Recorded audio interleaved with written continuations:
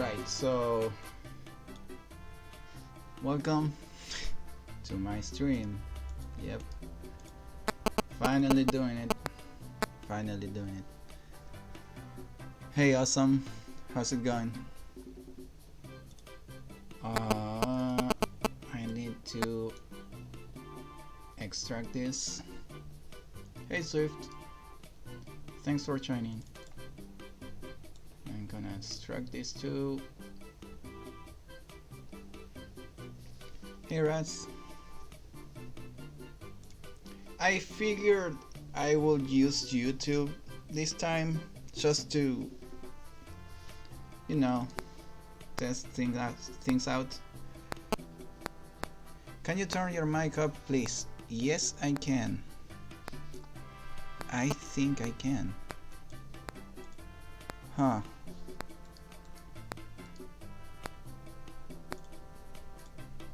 I think I can do this. Maybe. That's better. Is that better?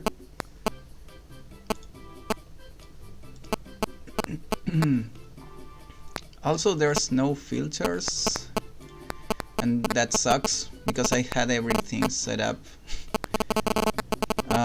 for Twitch, but not for YouTube. That's your phone is causing interference. Okay, just gonna throw it like on my bed or something. There we go. Oh man, that sucks because why doesn't this program have like global settings for different services, different streaming services? I mean, that sucks. That really sucks because now I have to set everything up again, and I didn't. Oh no. Wait, I think that's better. There should be no more interference right now. I'm not gonna apply the filter, like the noise reduction filter, because that took a long while to set up last time, and I'm not doing that on stream right now. So yeah, it's cool if I let my Discord server know about the stream, right? Yeah, sure. In fact, since you are here and since you are sick and since you asked me to tell you when I was gonna stream Red War, why don't I start with Red War first, right? So just gonna stop the music, maybe turn up the audio a little bit,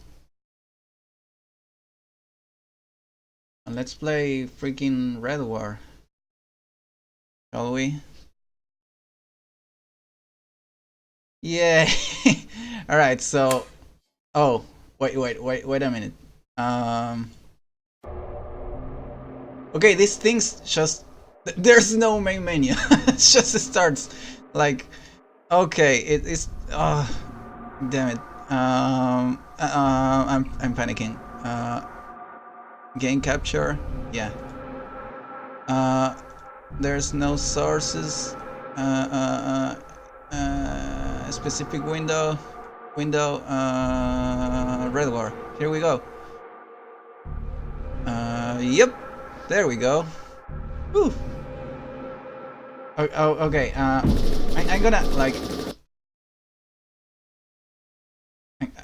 I close it. Okay. I don't know if it's important, but I'm gonna like restart it to show the clock on the very first seconds of the game. Dude, that was like the mood hit me in the face. Okay, there we go. 1:30 a.m.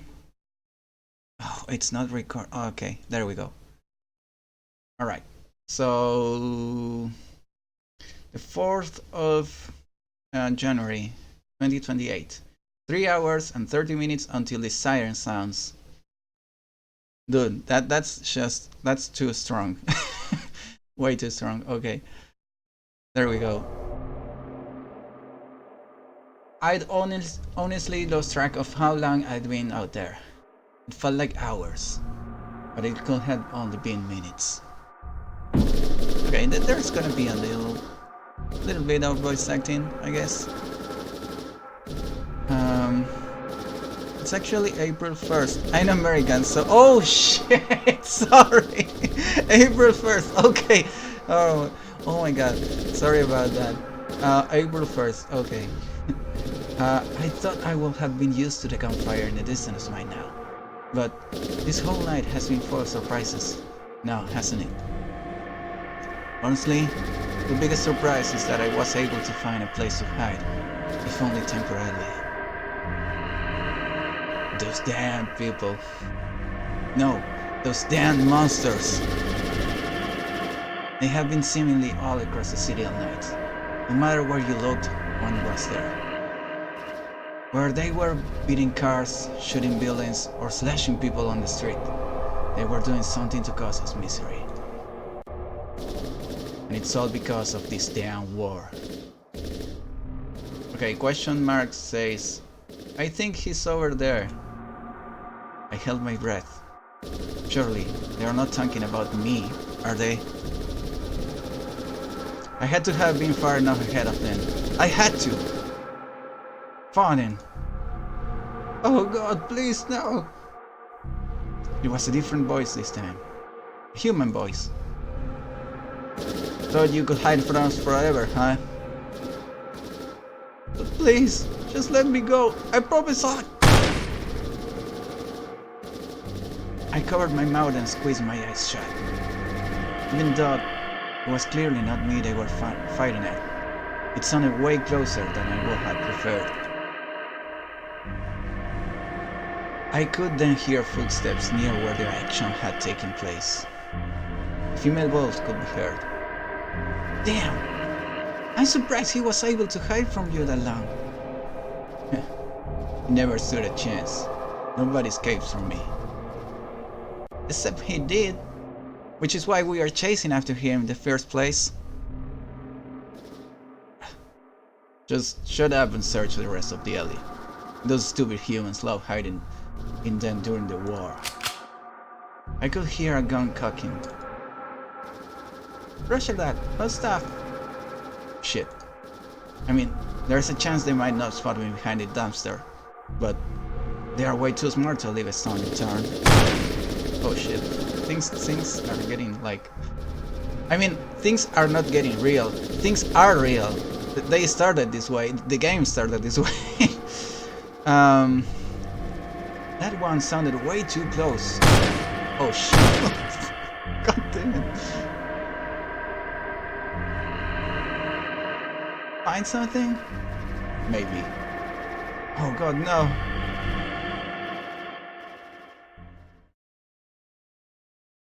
Oh no, they are here.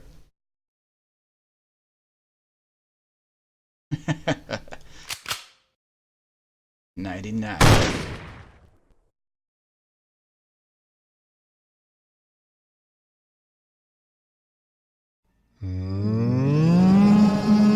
Damn, dude. That's one way of starting off a game. Holy shit. And the siren too. Oh, okay, I see now. Okay. Okay, I think my mic is peaking, so I'm gonna turn it down just a tiny bit. Maybe like 2.5 of gain. Right, so what can we do? That's loud. Right, so X1 after select, of course. Photovoltaics. Listen to her.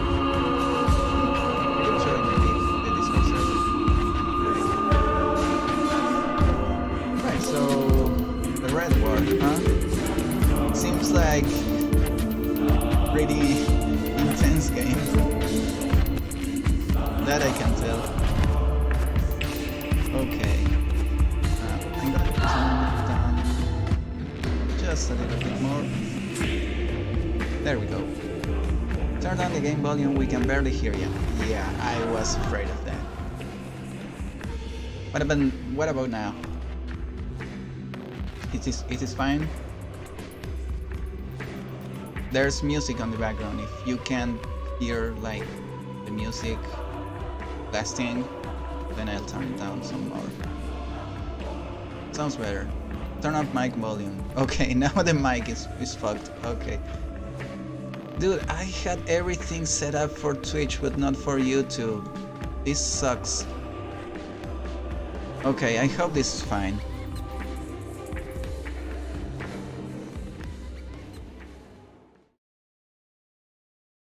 Right, so 3:19 p.m. 2 hours and 41 minutes until the siren sounds. So I guess the siren doesn't start like things, but rather they end the war, maybe. They had announced the names of the 5 cities nearly 24 hours ago. All right. My English broke for a second right there. One was Stockholm, Sweden. Another was Sun City in Germany, and another was in Australia, I believe. To be completely honest, I didn't pay too much attention to all the city names because they didn't matter to me. What did matter is that one of those cities was Springfield. My Springfield. It had been chaos ever since Springfield was declared as a war zone. Oh, a war zone, okay. Which is ironic, since I wasn't supposed to be chaotic until the siren blared through the streets. Most people, my father and I included, were a bit shocked. Surely there had to have been other cities in the world worthy of being a war zone. Okay, so they are picked to be like... They are picked for the massacre, basically, I guess. Well, surely there had to have been other cities in the country worthy of being a war zone. Okay, so Springfield is in America, right? But no, Springfield was chosen out of all the available cities on the planet. As unlikely as it seemed, it was reality, and people were not excited about it. And the government certainly didn't waste any time getting everything prepared. Barrier was set up within an hour of the announcement, giving people next to no time to skip town. Oh, that's a dick move. Yes, the story is set in the US. Okay. Of course, if you didn't want to skip town, you'll have to pay a toll. Ironic. Usually you pay tolls to get in somewhere protected, not to get out. And with all the people trying to get out, there were just as many people trying to get in. Why? Oh, okay, I see now. Well, I say people, but those things are not people. They are as inhuman as you can get. Never since they arrived, our world has changed. They say for the better, but nearly every human on Earth knows how wrong that is. My dad has had the news on for the past few hours, as to be expected. It's all related to the upcoming events. As you can see, the sole entrance and exit point of the city is completely backed up as people are desperately trying to get out before 6 o'clock. While history has shown that not all of them will be able to leave by then, it's a risk many in Springfield, as well as the other war zones, are willing to take. And I certainly do wish them the best of luck. Who's Anchor? Okay. As to all of us in the studio, thank you, Carol. With the Red War commencing... Oh, okay. okay. So, the TV... okay, the news guy, it wasn't a news guy, it was a news woman. Okay, alright. Shit. With the Red War commencing in a little less than 3 hours now, stay tuned and we'll tell you everything you need to know about safety and how you might be able to survive. Maybe I shouldn't like do voice acting for people that aren't on the screen because I'll get confused. And later we'll sit down and have an exclusive interview with Lord Reddington himself. Lord Reddington, okay, alright. And hear his thoughts and predictions for this Red War. It then cut to a commercial break. I sighed and turned to my dad. Every day is great at Tunis. How can you stay so calm about this whole thing, Dad? Well, panicking isn't really going to get anyone anywhere now, is it? But you know what those monsters are capable of. He let out a small sigh. Yes, I do. But there's nothing we can do about that, son. No matter what the protesters say or do, this Red War will commence at 6. And that's just how it's going to be. That's the world we live in now. But it shouldn't have to be. You're preaching to the core, Casey. Believe me. I would love nothing more than for those creatures to go back to whatever planet they came from, but realistically, that's just not happening. So the most we can do is stay calm, lock down the fort, and do whatever it takes to make it to 6 AM. Okay, so it lasts 12 hours, alright. Besides, according to statistics, Red are more likely to attack someone on the street than someone locked in a random home. But the possibility is still there. I know.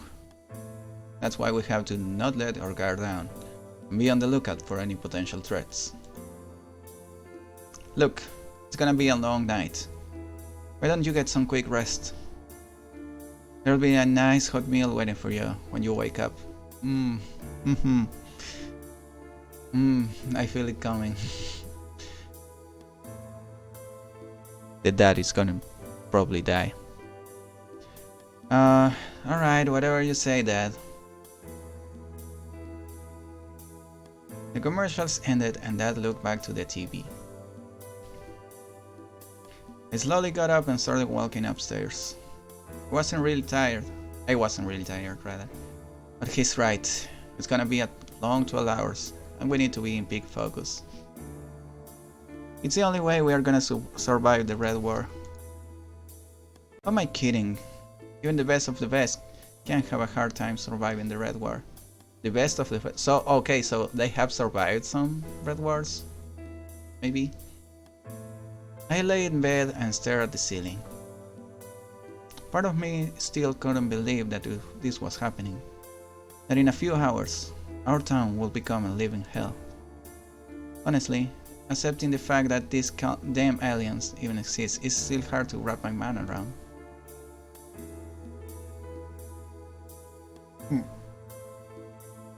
Just gonna take a sip. Okay. Everyone thought it was a hoax when there were reports of a crash landing from space in Antarctica back in 2023. Damn, I'm like, oh, numbers are hard, man. Damn, yeah. That's the current mood. It's damn. The attacks on the bottom of the globe said otherwise, however.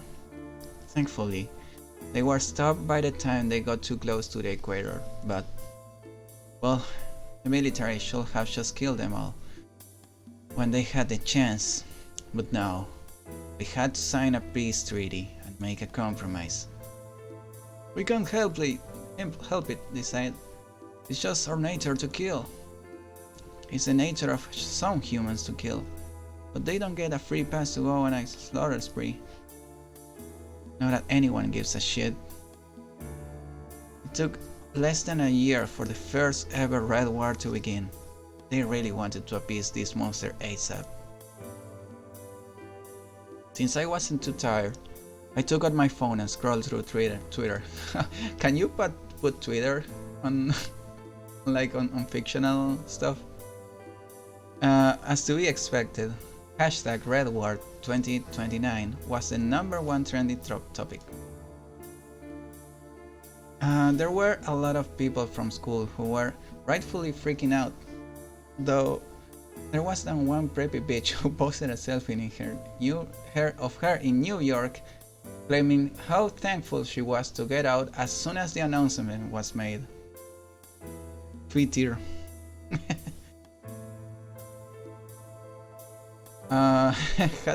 Hate to break it to you, Heather. But not everyone has a rich daddy. But for every post from a human about how terrified they were, there were just as many red as many posts from REDD about how excited they were. I even saw one posted a photo of a local park saying they can't wait to start having some fun there. Dude, these REDD guys, they are like really evil, I guess. Honestly, I never really liked that place anyway, but still. This is the kind of feed you see every year, so nothing really surprised me that much. But that's when I saw it. I saw the post that really got to me. It honestly really shouldn't have as much as it did, but it really got to me. Very disappointed that Texas, the most American state in the country, has not been chosen for REDD Award 2029. Why did Lord Reddington have to pick some stupid town in a stupid state? I'll admit that I don't live in the most pleasant of states, but to hear some inhuman freak of nature say that about my husband really rubbed me the wrong way. I don't know about Springfield, but if it's like The Simpsons, maybe? Maybe it's cool. Johnny the Red, because Texas is too good for a place to be trashed by ugly little shits like you. I probably should have just left it alone, especially with the whole don't piss off the red rule everyone is essentially forced out to follow. But he's in Texas, he can't hurt me. Then I got a DM notification. It was from Jenny Barnes. I swore my heart skipped a beat. Why does Jenny Barnes want to talk to me? Well, I suppose I could figure that out if I actually read the message now, couldn't I? Hey, I know we don't really talk much in school, but with the REDD Award happening tonight, I really wanted to tell you something. What could she possibly want to tell me? She's right, that we don't really talk much. Only in homeroom and sometimes lunch, but even then, it's just talking about homework. I guess there's really only one way to get this conversation going. What do you want to tell me? It felt like an eternity, but I finally got my response. I like you. I stared at the screen. I reread that message several times just to make sure I understood it. I wanted to ask if this was a joke, but she doesn't seem like the kind of a girl to do that. Of course, I can't just leave her on read, or I'll give off the totally wrong impression. Really? I'm sure yeah, I'm sure I could have come up with something better, but I just had to say something while I still tried to comprehend the situation. Jenny Barnes, the outgoing girl on the path to becoming valedictorian, how do you pronounce that? To becoming something, likes me. Me! Yes, I do. I don't know if you feel the same way, and honestly, that doesn't really matter to me. I just feel like you needed to know just in case I don't survive the REDD Award tonight. Valedictorian, okay. What does that mean though? Honestly, she brings up a good point. Springfield wasn't declared a war zone until after school had let out for the weekend. So nobody really got the chance to say their potential final goodbyes to each other in person. Person who makes the best grades academically. Okay, alright. That makes sense. If you were going to tell someone something on the high chance you might never see them again, this certainly will be the time. I realized I had been staring at the screen in thought for a few minutes when she sent another message. I'm sorry if I made you uncomfortable or weirded out, Casey. You didn't, Jenny. If I'm being honest, I think I feel the same way. Casey, it's okay if you don't, really. I'm serious. I always found you a little cute. Only a little? Dude, how do you do emojis on Renpai? Holy shit. This right here is blowing my mind. Holy shit. Good job. 10 out of 10. Well, okay. A lot cute. It had been a few minutes and there was no response. Hopefully, I didn't weird her out. Oh, okay. So use that I tag for images, right? Okay. I then let out a big yawn. Alright, I probably should get some rest. My life is literally counting on it.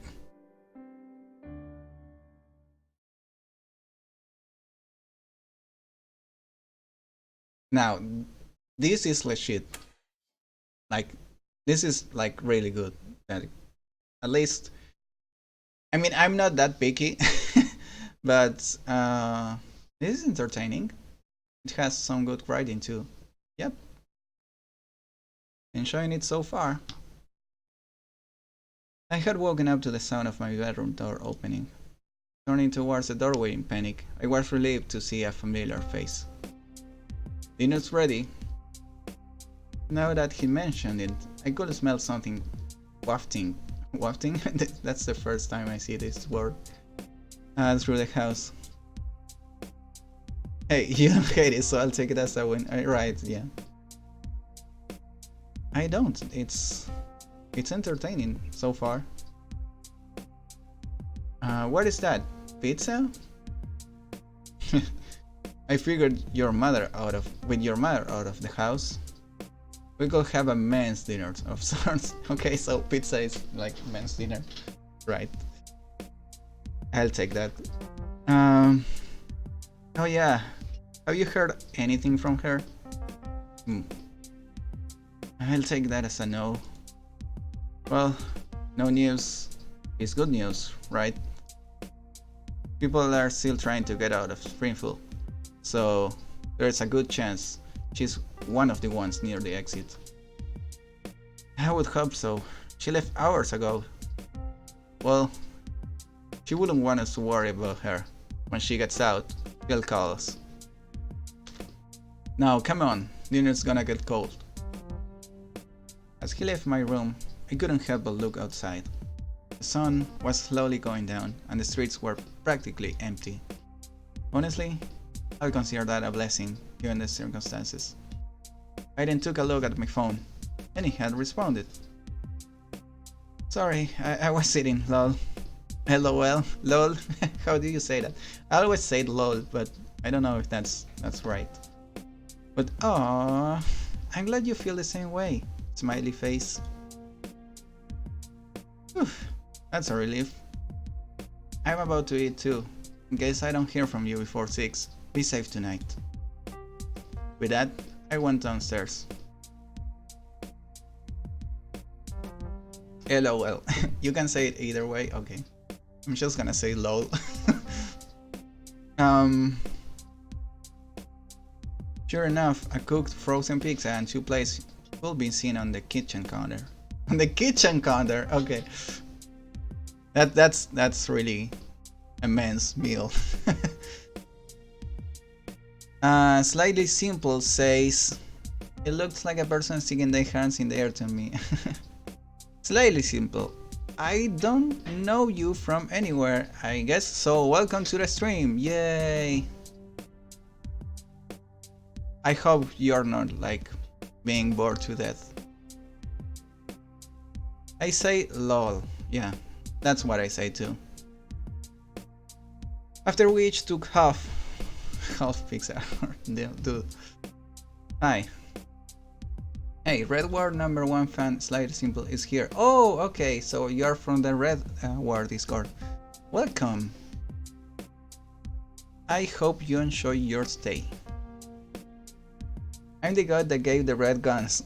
Yeah. Nice one. How else would they kill people? With their bare hands? That's lame. Good idea. After we each took off, we sat in the living room, continuing to watch the news. Anchor says, and joining us, Moncada now is the leader of the REDD himself, coming to see us live from the Antarctic. The screen then split in half with the anchor on one side and a photo. Okay, the anchor is like a term for people on TV. I didn't know that. I thought it was just a nickname. Alright. With the anchor on one side and a photo of a large REDD with fancy clothing on the other. I'm learning so much English today. Wow.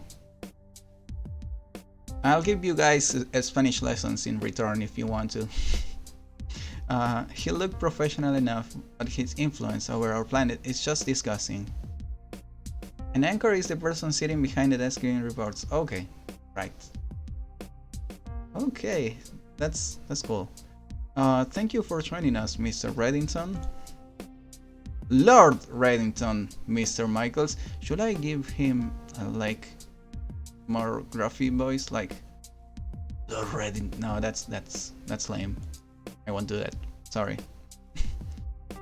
The anchor got very nervous for a second, but quickly regained his composure. Now, with the REDD War starting in less than an hour, we know you have a lot on your plate, so we'll try to not take up too much of your time. Or should I do like a really flamboyant voice, maybe? A wise decision?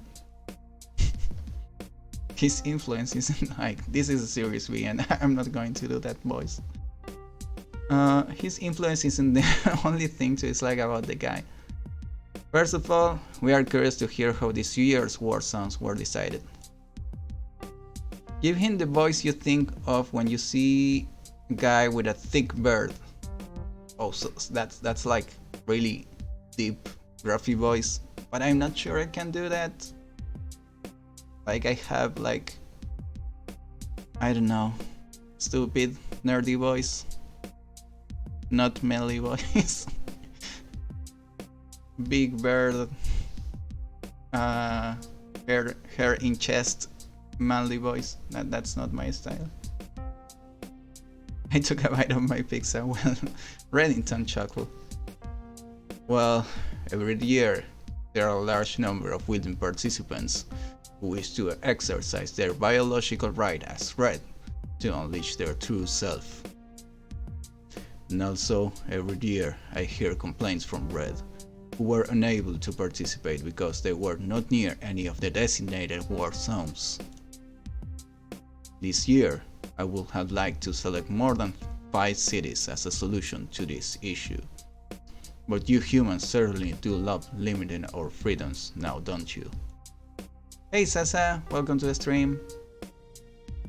The anchor just stared awkwardly, unsure how to respond to the madman. Regardless, I decided to select cities that could easily be accessed by REDD who wish to participate in this year's REDD War, while still remaining highly populated. I see. Well, statistics shows that less and less REDD are participating in REDD Wars every year. When the 2027 were having a 28 drop. Oh, stop with the numbers, please. My mind is going to crash. Having a 28% drop of the previous year and a 35% drop last year. Besides, your reasoning of less REDD being able to travel to the war zones, do you speculate that there could be other possibilities behind this drop in numbers? Reddington was silent for a few seconds before clearing his throat. Well, statistics have also shown that there are several REDD casualties during the REDD Wars. After all, war can be completely one-sided. So what does REDD mean? We don't know yet. It doesn't stand for anything. Oh, okay, so we have, and I always wanted to say this, we have dev in chat. Dev in chat. So if the developers say it doesn't stand for anything, it doesn't stand for anything. Brave-nosed and extremely dangerous devils. I mean, that makes sense. I scoffed and rolled my eyes. I am fairly certain that has played I'm fairly certain that has played a factor into the decrease in red participation, as well as my prior explanation. You believe that those are the only two contributing factors in this matter? What exactly are you getting at, Mr. Michaels? Well, there have been surveys recently asking Red a series of questions. Oh, is that right? Soka. And the results have shown that around 10% of Red simply don't want to participate in the Red War, even if it was based in their town. So what's the plural form of Red? Like Red Eye? Red Eye? Reddit? More silence. Finally, he replies, well, at the end of the day, participating in the Red War is a voluntary decision. I am not going to force all Red on the planet to go out and exercise their right if they don't wish to. Red is both the singular and plural form, like deer. Okay, yeah. There's no deer eye. That makes sense. He sounded a lot less confident all of a sudden. That's when Dad's phone started to ring. Oh, I hope it's Mom. He quickly muted the TV and answered. Angie! Oh, thank God. I felt the weight lift off my shoulders. Mom was okay. Oh, hold on, let me put you on speaker. Didus. He did just that and placed the phone on the coffee table. Hi, Mom. Casey. She sounded just as relieved as I were. So, you're outside of Springfield then? Just barely, but yes, I am. Hearing that confirmation gave me slightly more hope about the upcoming events. I'm glad to hear that, honey. Yeah, but I just wish you two were here with me. Yeah, so do I. But knowing that you're safe from harm is all that matters. Still, I'm so scared for you too. I know, and I don't blame you. But don't you worry about us right now. Just get to Shane's house. Yeah, but that's it, we'll be fine. Alright, I suppose I don't have much of a choice. Just... I could hear her start to well up. Just know that I love you two so much. I love you too, Angie. I love you too, Mom. Please be safe. Please. We'll do our best. I could tell that wasn't the response Mom wanted to hear, but at least he's being honest. Okay, well, good luck, boys. I'll be rooting for you. Glad to hear. We then said our final goodbyes to each other, and Mom painfully hung up. Well, we better get ready. Yeah. It's almost showtime. Let's get this over with. Let's get this. Okay. Let's get this bread. Oof. Right, 2 minutes until the siren sounds.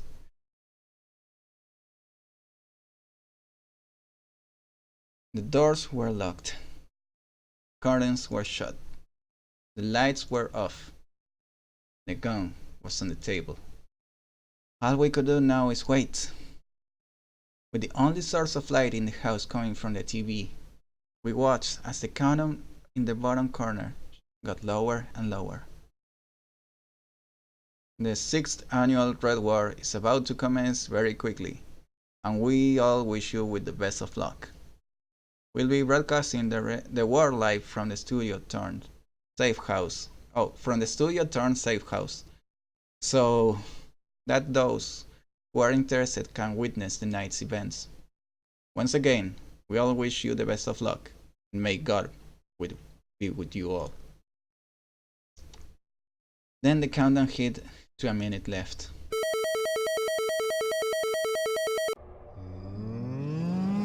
Oh no, that's... Dude, there's something about sirens that scare the shit out of me, seriously. I find it like it's weird because I think they are great storytelling devices. I guess that's how you say it, I guess. But they also scare the crap out of me. Well, this is it. That was a jump scare, yeah. The TV then switched to a live broadcast of the barrier exit, where cars could be seen still trying hopefully to get out. Shit, that's bad. That's when the gunfire started. You missed the comments, man. Oh no, can I go back? Oh yeah, I can. Woohoo! Okay, okay, there we go. There we go. Okay. This is not a test. This is the official commencement of the annual REDD War. At the siren, all REDD within certified war zones will be exempt from any and all crime, including murder, for 12 consecutive hours. All humans who commit crime during these hours, excluding crimes committed for self-defense purposes, will receive the appropriate punishment at the conclusion of the REDD War. Weapons of Class 3 and lower have been authorized for use. All other weapons are forbidden. Government safe houses, and by extension the contents within, have been granted immunity from the REDD War and must not be harmed. All emergency services will be suspended until the siren sounds again at the conclusion of the REDD War. On behalf of your government and the REDD, we thank you for your cooperation and wish you the best of luck. The REDD War will begin in 5, 4, 3, 2, 1.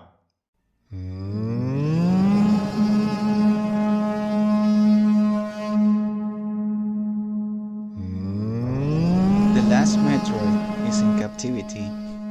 The galaxy is now at peace. Alright, so we have broadcast of the barrier exit where cars could be still trying to hopefully get out. Wow, this is really serious. It is! Like, shit. People are going to die. And also REDD, but nobody cares about them, apparently.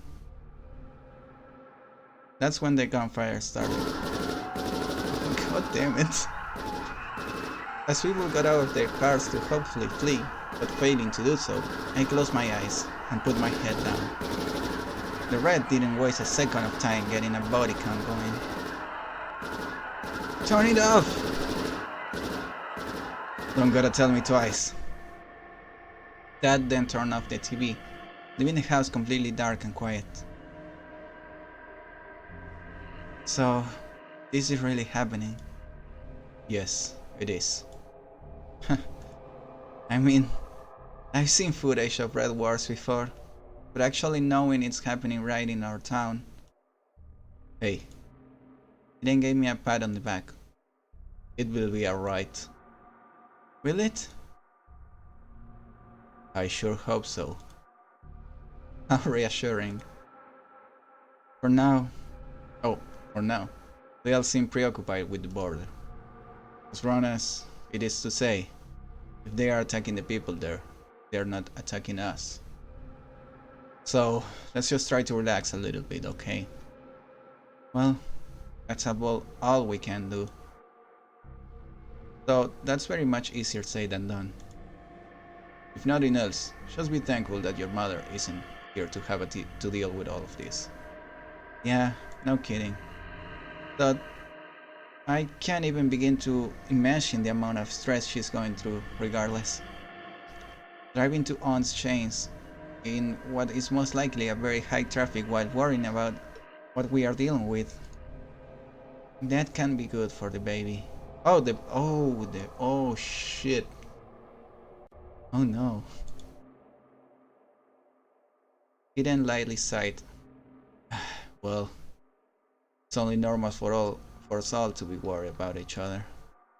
Especially compared to the families that simply leave their children behind during the REDD War. People do that? Holy shit! You're kidding, right? I mean, I've seen reports on such on it, and I can really confirm how accurate they are. Or in a fight or flight scenario such as the REDD War, I can't see it being possible.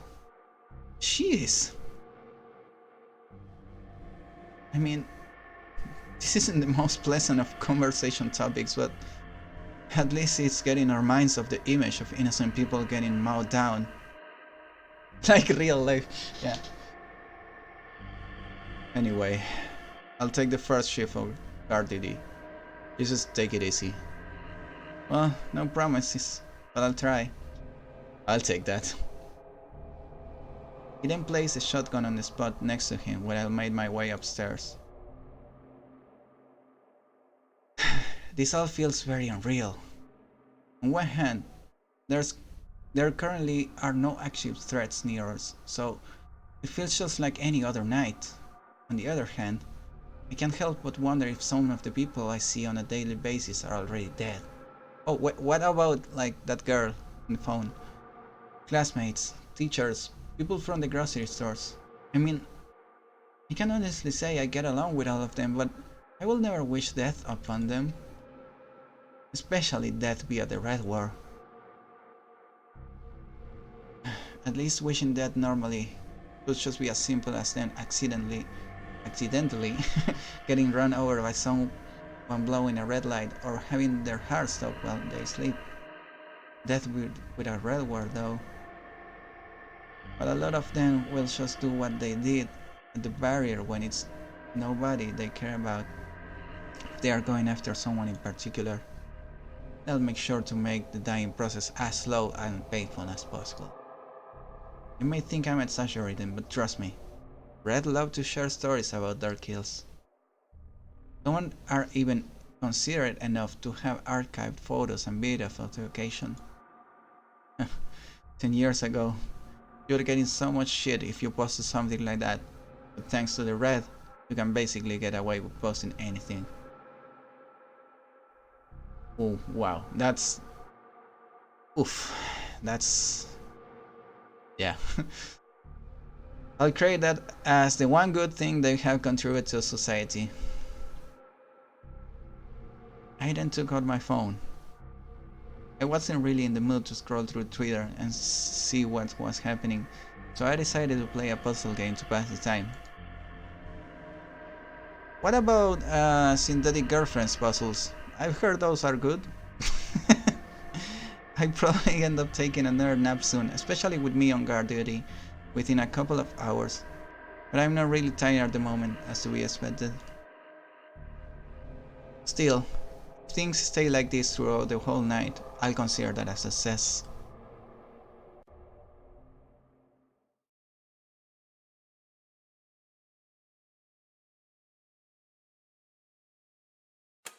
Alright, so 2 hours have passed. 9 hours and 45 minutes until the siren sounds. Synthetic red friend. Oh no. I don't recall actually falling asleep properly, but I did lay down for a while with my eyes closed. The fact that I wasn't jolted awake by any noise is a good sign, right? In fact, the first noise I had heard in a long while was the sound of footsteps coming towards my door, but I recognized them as Dad's. I'm sure he was a bit surprised to see me awake. You did get rest, right? Somber music, yeah. Pretty good. Music's good. Music good. Well, I closed my eyes and lay down. Oh no, this is Casey talking, okay. Well, I closed my eyes and lay down, if that answers your question. Well, it's something. Honestly, I almost fall asleep myself. Very uneventful night so far. We can only hope it will stay that way. Indeed. That said, I wouldn't mind laying down in my bed myself. The gun's by the couch. By the couch, I mean. Sorry. Only use if it's necessary, please. Scout's honor.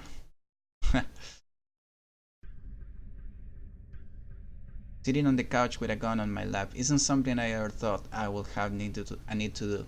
Yet, we are. As Dad said, it's been very uneventful so far. There aren't any noises outside, not even the sound of gunfire. Well, maybe very muffled gunfire if you listen hard enough, but the light breeze is louder than that, so I think we are going to be fine. It's still weird to imagine that this is supposed to be the deadliest night of the year, yet this feels no different than a night I will spend when a red war is going on somewhere else. Part of me thinks that maybe the red war isn't as bad as I thought, but it probably wasn't the best idea. But I decided to finally open up Twitter on my phone. I saw some tweets from some of my classmates essentially studying a situation similar to mine. I thought that the red war was supposed to be deadly. The only thing that I had died so far is my excitement. Come on, you don't talk about that, dude. Though there was the occasional tweet from Red that showed up their kills in the downtown district. That's what these fuckers get for being brainless enough to be outside tonight. The Red War is the fucking best! A large row of decapitated, oh my god, decapitated corpses could be seen along the ground as maniacal laughter was heard. Men, women, Jesus, some of them were children. I quickly closed the app and tried to calm down. Oh wait, I guess I should have asked first, but is there like heavy gore, like graphic gore? Because maybe I will have to censor that. Maybe, you know. Okay, so maybe the Red War is as bad as I thought. But again, myself and some classmates are okay. Then again, it's only been a few hours. No, no gore or anything like that, I promise. Okay. We are good to go then. Then again, it's only been a few hours. There's still plenty of time for something to happen. My phone screen lit up. I looked and saw that I had gotten a message from Jenny. How are things over there for you? Relieved that she was alive, I responded. Boring as fuck. LOL. Okay, lol, same here. Not that I'm complaining. Have you seen some of the stuff they've done so far? I have. Scary shit. Horrifying. I just hope they don't find a word over here. Same. I then set my phone down and took a deep breath. Oh no, dijo fuck. Oh no, this game is rated M for mature audiences only. I mean it should. It should, because like, dude, this is dark as fuck, seriously. But I'm enjoying it so far. It truly was relieving to know that someone I know and see on a regular basis is doing okay during this event. At least one person who I know wasn't beaten, slaughtered, shot, decapitated, burned alive. For the sake of getting dust out of my mind, I decide to keep talking to her. So, I have a question about something from earlier. What is it? You said you liked me. How long have you felt that way? I mean, if we are gonna confess our feelings because of a war, we may as well make sure we have all the information. Wow, what did I just walk in on? Okay, come sit by the fire. We are reading Red War. Basically, some red-skinned evil guys, I mean evil like as in demons, maybe, guys, kill people one night a year. The purge with aliens, yeah. Basically. I'm not really sure, to be honest. It's just clicked one day that I felt that way. Maybe it was spending so much time with you in class, seeing you every day, having that sense of familiarity, you know? The other guys at school are cool and all, but you are the only one I really feel comfortable with. Really? Casey the cunt Conrad was the guy you were comfortable with? No, lol. I mean, yeah, you can be a bit of a jerk, but honestly, that's part of your charm. You're not afraid to tell people what you're thinking, and it could cause trouble. Which, let's be honest, though, is a lot of time. Yeah. But it's not my fault that those damn aliens are fucking dicks. Believe me, I don't like the red either. But you really should watch yourself. What if one of the red from school comes after you tonight? What then? I think they will have found me by now. Well, I will really be careful, Casey. Please. You know what? What do I have to lose by asking? Alright, I'll make you a deal. Huh? I'll be sure to be extra careful tonight, only if you agree to go on a date with me. Dude, why are you asking her on a date? She, like, you should probably date, like, anyways. I mean, okay. Yeah, you should ask her. Alright, see, that's the, I don't know, the gentleman thing to do, but you don't make a deal about it, like, that's practically already, you know. Well, I said it. The question now is what will happen. That depends. What? Depends on what? I mean, obviously it depends on them surviving this night, but well, it's better than a flat out no. On? Would it be a fancy date? Oh, come on! Come on! Dude, just be thankful that, like, if you survive tonight, you should probably date anyway. But the place is, like, whatever. Just date. I'm sorry, I'm, like, a really quick shipper. Will it be a fancy date where we ice skate and eat at Olive Garden, or would it be a casual date where we go bowling and have McDonald's? Is this a test? If I send the wrong choice, will she reject me? How is she gonna reject you? She says she likes you, man. Olive Garden is delicious. I don't know what that is. It doesn't matter to me, whatever works for you. Then I hope you understand that you will be going on a date with the undefeated bowling chap of Springfield. Okay, alright, that's cute. Suddenly, ice skating sounds really fun. Oh, so sorry, I skipped. Rolling on the floor, laughing emoji. So it's a date then. I guess it is. Cool. And so we began a conversation talking about the ideal perfect date and time for a date. She keeps insisting that she'll smoke me with a perfect 300. Well, we just have to see. Hopefully. Neither of us wanted to say or admit it, but I could tell she was thinking it too. This date will only happen if we're all still reading at 6 a.m. Yep. We could be confident all we wanted, but the fact remained that we could end up on a top 10 kills of Red Ward 2029 list. Still, the thought of actually going on a date is certainly making me a little happy. Not only is Jenny Barnes going on a date with me, but she's doing it because she actually likes me. Man, come on Monday. Come Monday, I mean. I'm gonna be bragging about that to all the guys. That's lame, dude. Don't do that.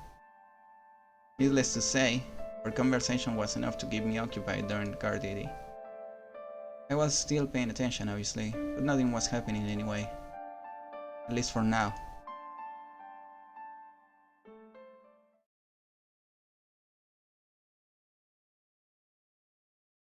Okay. 7 hours and 27 minutes until the siren sounds. Right, so I'm gonna take just a quick break, 2 seconds. I'm gonna be right back. Okay. So this. There we go. Be right back.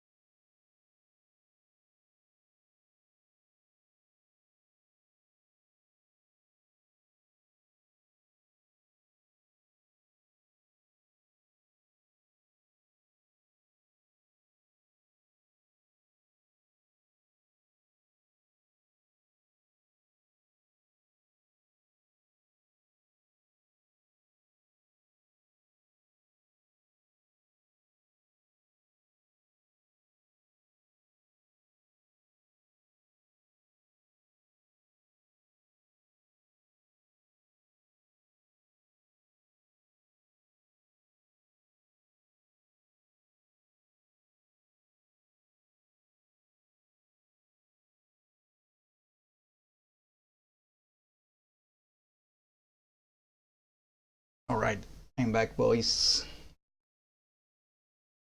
Okay, so I figured I will get some water instead of of keeping drinking beer. I mean, I like beer, but it's not the best choice when you're streaming and like reading out loud. Okay. Um. All right. So I'm all set now. Have a glass of water. Mm-hmm. Okay. Let's continue.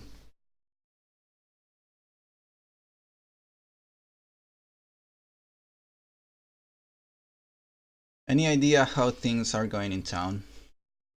I mean, to be honest, I can't have been avoiding looking.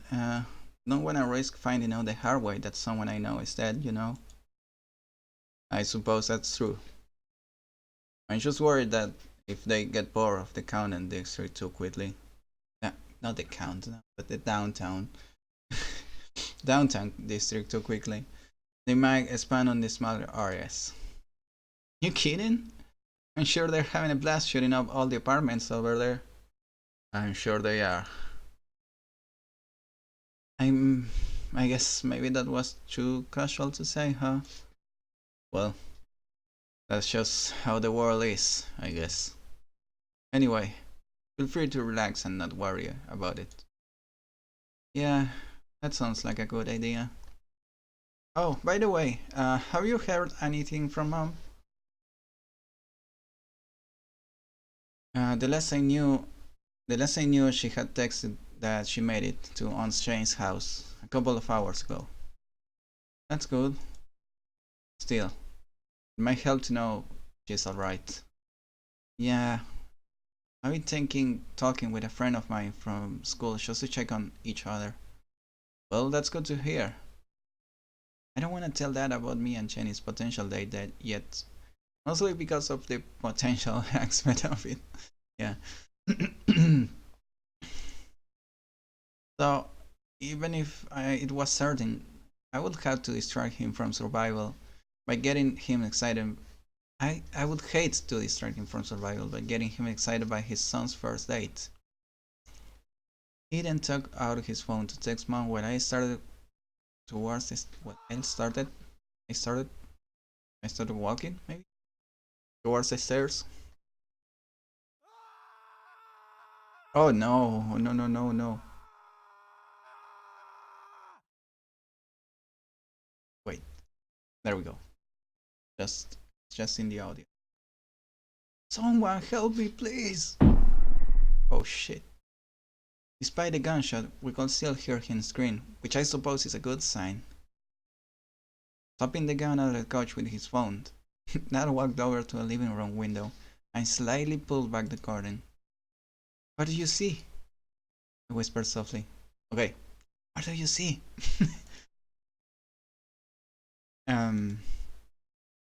Nothing. Nobody's gonna help you, shithead. You're only making this harder on yourself. Wow, that red doesn't know how to aim, does he? Shh. I see something. What is it? A man. He's covered in blood. Horrified yet curious, I made my way over to a window and looked outside. Sure enough, there was a young man, maybe in his mid-20s, in torn clothes and covered in blood. He was looking around in panic, clearly trying to hide from someone. Please, for the love of God, someone help me! I think that one was just a little louder. Should we help him? Cracking open a cold one, eh? Yeah. Dad just stared out of the window for a few seconds before sighing and closing the curtain. Well? No, Casey. What? The last thing we need is for the REDD that are after him to come after us. Dad! We are really going to let that man die? Suddenly, there was panicked banging on the door. His REDD are gonna be cracking open a lot of things. Oh my god, too soon, dude. Somebody? Anybody? Please! I ran towards the door, but Dad grabbed my arm. Casey, no. Dad, we can't just let an innocent man die. Casey, thousands of innocent people are dying tonight. We have to do what's best for us. I just stared at him. I didn't expect my father to say something so selfish, but... Gotcha! A slam could be heard against the door, as if someone was being forced against it. Should have just kept going, genius. You might have actually had a chance. Someone help me, please! Nobody's gonna help you. You're all done! Hey, wait up! Don't kill him! A new voice could be heard, a female one. I could hear sprinting coming towards us. Oh, okay, so, alright, so she's a REDD. No, she should sound more aggressive, you know? You always got the kills, I wanna get this one! Well, maybe you should have gotten him first. Fuck you, I deserve this kill. Come on guys, please stop. Quiet timid voice could be heard now. When did a third one get there? Here, I mean. There was silence, save for the shaky breathing of the potential victim. Finally, I heard movement. You know what? You kill him! What? Come on, you can do this! There was shuffling, as well as a few screams from the man. Look, we got him right here. Just shoot him. Be a true red. More silence. No, that was like anticlimactic. More silence. Please, don't do this. Shut up. She then hit him. Just kill him already, you pussy. Dad and I looked at each other with concern. There's a chance we could have stopped this. But at the same time, that could have easily been us in that position as a result. Finally, we heard something drop. I can't, I'm sorry. I could then hear the other male sigh. Come on, it's not that hard. Please just... I knew you were too big of a pussy to do it. I could be mistaken, but it sounded like the man gave a small chuckle of relief. Then I could hear footsteps walking toward the timid one.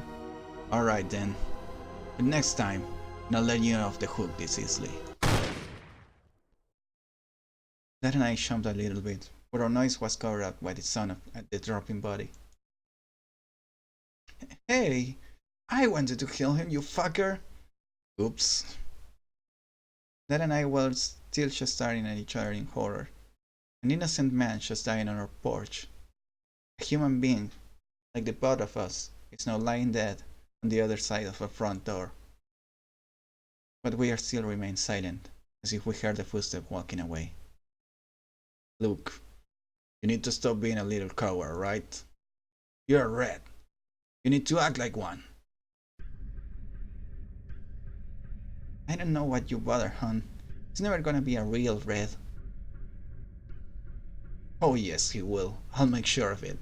We just gotta take baby steps, that's all. Okay, so these are the red. Baby steps. I don't think there are baby steps for murder. You either kill something or you don't. Trust me, baby. I can turn this coward into full-fledged murder machine by the end of the night. Oops. Whatever you say. And you start with this house. Let's just go in there and start trashing the place. Dad and I stared at each other with widened eyes. Huh? Why? Why not? It's the Red War. If we can kill, we can at least have fun in other ways. I don't know. Stop wasting your time with this little bitch. Come on. It's an empty house. You can still act like a red without killing anyone. Well, how do we know it's empty? If someone was home, don't you think they all had let that poor son of a bitch inside? Humans are always helping other humans this time of year. Okay, I suppose we can do that. Shit. What are you gonna do? Dad then grabbed onto my arm. Upstairs, now. Then he moved us towards the stairs quickly and quietly. Oh shoot. Just in time. We were both sitting up the top of the stairs. My father's hands were nearly in the guard of his gun. From this angle, they shouldn't be able to see us, but any movement to get further away would only result in noise. Wow, these Boer Saps have a nice place. Let's change that. The gunfire was so loud, I almost screamed. But unfortunately for us, we can use this to our advantage. With Dad and I nodding at each other, we then boogied down the hall and into the closest room we could get to, mine.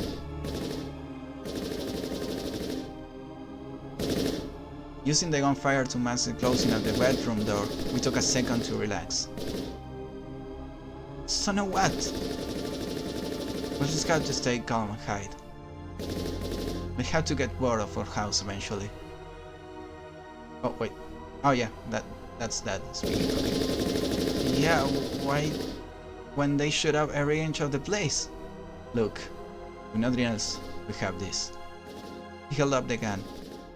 The rules say we can only kill a red in self-defense, so if they find us, we have a way out. This is the part where Dad finds Casey's homework folder. Well, I guess he's right. We'll just have to seek out and hope for the best. Alright, well, there is a good example of how to fuck up the house. What do you say we try another room? I mean, I guess, but... Look, just trash up one room and stop forcing this onto you, okay? One room? Yep, trash is as much as this one, and I won't make you kill anyone. I mean, if you want to, that will be awesome, but... You know, don't need to. Okay then. Pussy. I'll do it, I swear. Oh, I'm sure you will. It's just sad that it took this much convincing. You're Red. Why you gotta be this overly sensitive? I don't know. Look, just be glad he's improving. Like I say, baby steps. So, which room are you thinking? I guess the kitchen, since it's right here. Alright then. We could hear the footsteps enter the kitchen, as well as guns being cocked. Dad looked at me with relief, before leaning towards me and whispering very quietly. See? Let's just trash the kitchen and be off. We'll be fine. He then began shooting. Our kitchen is relatively small anyway, so hopefully it shouldn't take long. It's kind of a shame, we had some good food in the fridge. After a few minutes, the gunfire stopped. Well, I mean, it wasn't that bad, I guess. There you go. Well, I guess you're a total PC. But I still say you're not a real Red until you have killed someone. Alright, a deal is a deal. I won't force you to do anything violent. Hey, look on the couch. What is it? Looks like a cell phone. It's a fucking nice one too. Well, you know, besides the horribly cracked screen and bullet holes. That's weird. Humans are inseparable from their cell phones. Why will this one leave theirs behind for the Red War? Oh no, no. Oh no, no, no, no. Oh no, no, no. Why would they, indeed? This is very bad. I could tell Dad wanted to say something. Any talking now will give us away. Alright, let me ask you this. Do you really want to do any more participating in the Red War? I mean... Alright then. Since you have clearly been uncomfortable tonight, why don't you stay here for the rest of the war? Huh? Huh? I mean, nobody's home anyway, so they clearly won't be back until after the war, right? Well, I guess... They'll never know you were here, I promise.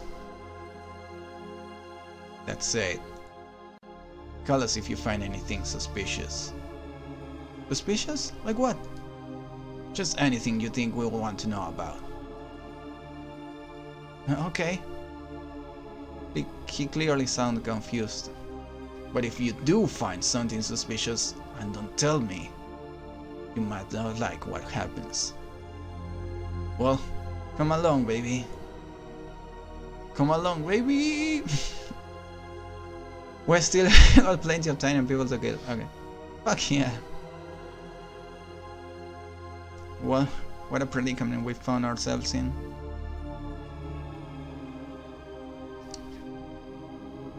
As we heard the Red exiting the house, leaving only their timid friend behind, it really made me realize just how interesting the rest of this night is going to be.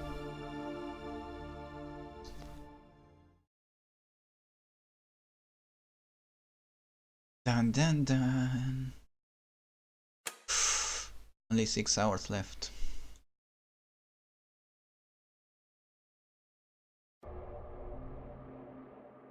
Took a lot of slow movement, but we were able to sit down without making any noise. Honestly, if I didn't have my phone, I wouldn't have had an idea how long we were up there. Unfortunately, since Dad didn't have his phone, We couldn't text each other to communicate. Oh, that's bad. Damn. Of course, he looks too ashamed to want to say anything anyway. Suddenly, my phone lit up. We're halfway through. I smiled with relief when I got that notification. She's still alive. That took notice of my joy. I can tell he wanted to ask, but he couldn't without giving us away. Yes, we are. How are things over there? They are pretty good. I would hate to have her worried right now. Plus, technically, I'm telling the truth. No immediate signs of danger. That's a relief. Things are going well over here too. I haven't seen any sign of REDD anywhere near me. Kinda makes me forget what's going on, lol. Yeah, I know, right? So, you haven't seen any REDD either? Well, if we are going to be going on a date, I suppose I should be somewhat honest with her. I have actually, but don't worry, they didn't see me. Hey, certainly sounds more exciting than my night so far. Lol. Suddenly, I heard movement downstairs. It sounded like he was going into the dining room, which is right below my room. I then heard him start talking. No, there's nothing here. I'm just bored. Sounds like he's gone on the phone. Well, where are you guys at? I can meet you there. Oh no. My nose began to twitch. I quickly plugged it to try and stop it. Dad was looking at me with panic. Okay then, I'm on my way. I'm trying to hold it back, but... I sneezed. Everyone in this house was silent. I don't know. Look, don't worry about it. I'm on my way to the park to meet you guys. I'll see you there. More footsteps could be heard getting to the living room. But instead of going out of the door, they were going up the stairs. Dad pointed to my closet. Being quiet but quick, we made our way inside, with the footsteps getting even closer. Oh. The footsteps stopped right outside the bedroom door. Dad and I held our breaths. The door slowly opened up.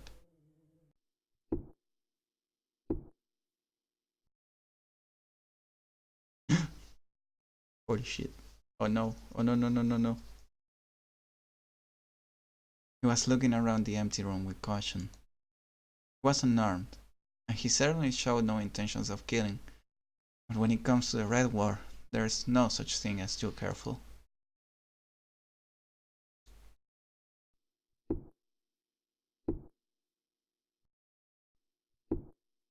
Oh no. Oh no.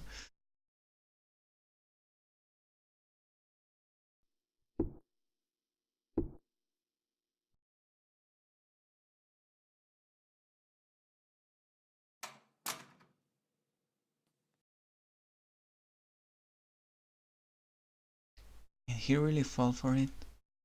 Are we in the clear? Dad and I looked at each other before he gave me a small nod. I then opened up the door. I'd be dead in this situation because I sneezed like 5 times in a row. Oh shit! I was ruined. The child didn't notice big freaking REDD standing right there. I wonder if Timmy has bad breath. Oh my god. Oh no. The REDD was standing right in front of the closed bedroom door. You motherfucker! He was glaring at us with a threatening look. Oh no. The three of us just stared at each other, nobody sure what to do next. Alright, you caught us. Just, please, let us go. Pretend you didn't see anything. Please, you're better than them. Shut up. I know you don't have it in you to hurt us, and you don't need to act like you do. I said shut up!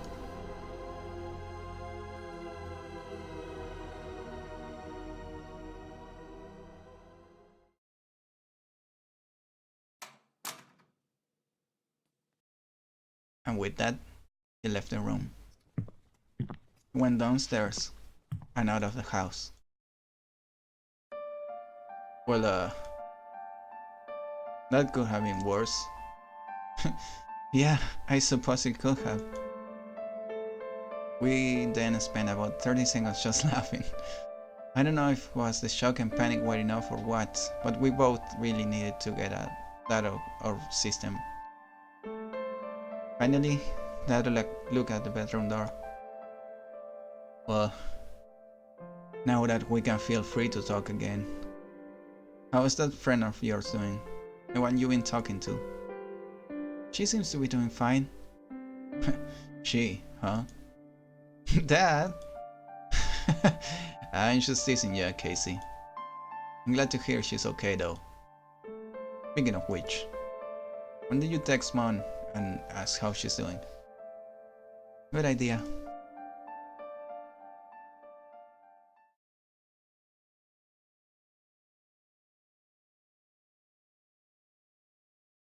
Hmm. 4 hours and 15 minutes until the siren sounds.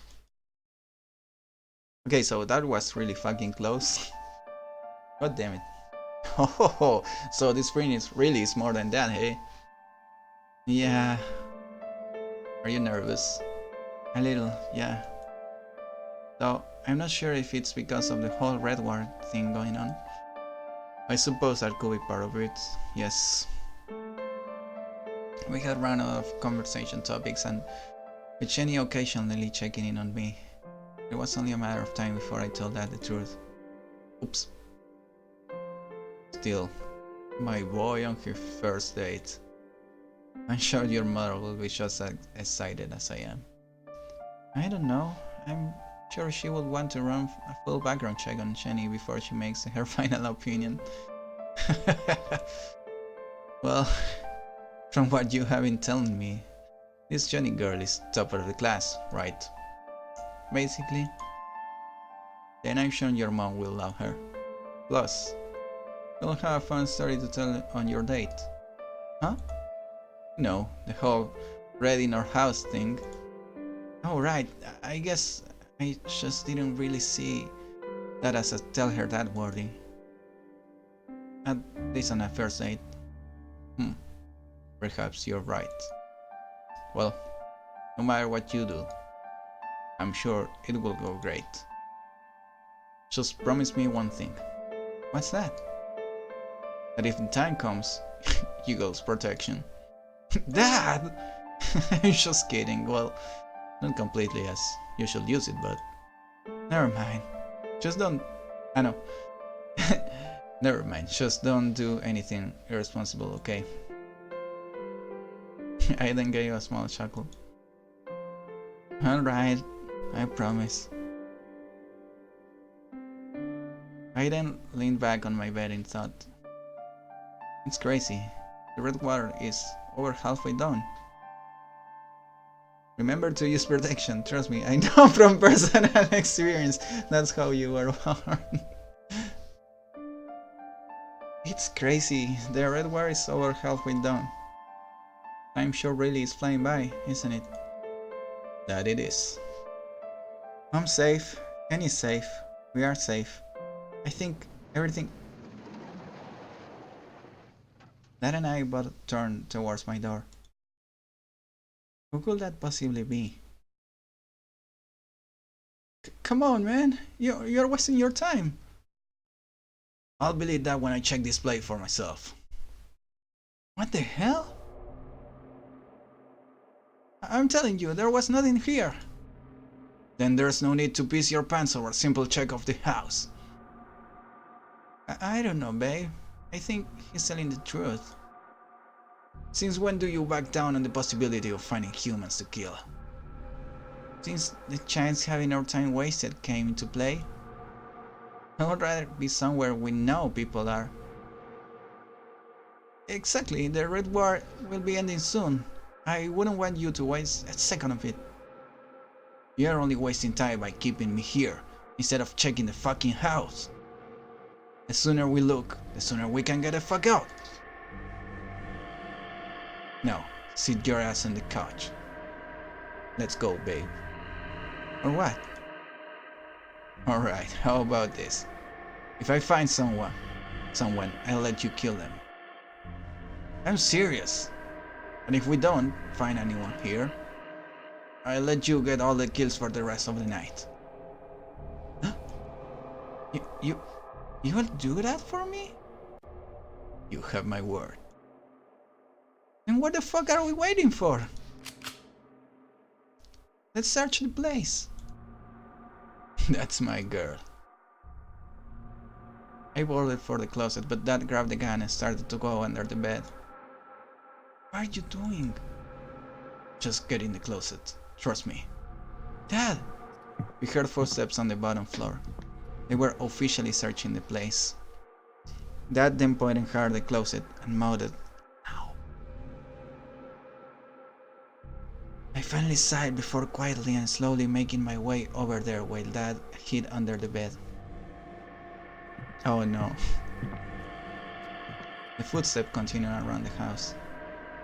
Find anything yet? Did you hear a gunshot? No. Then no, I didn't. Hey!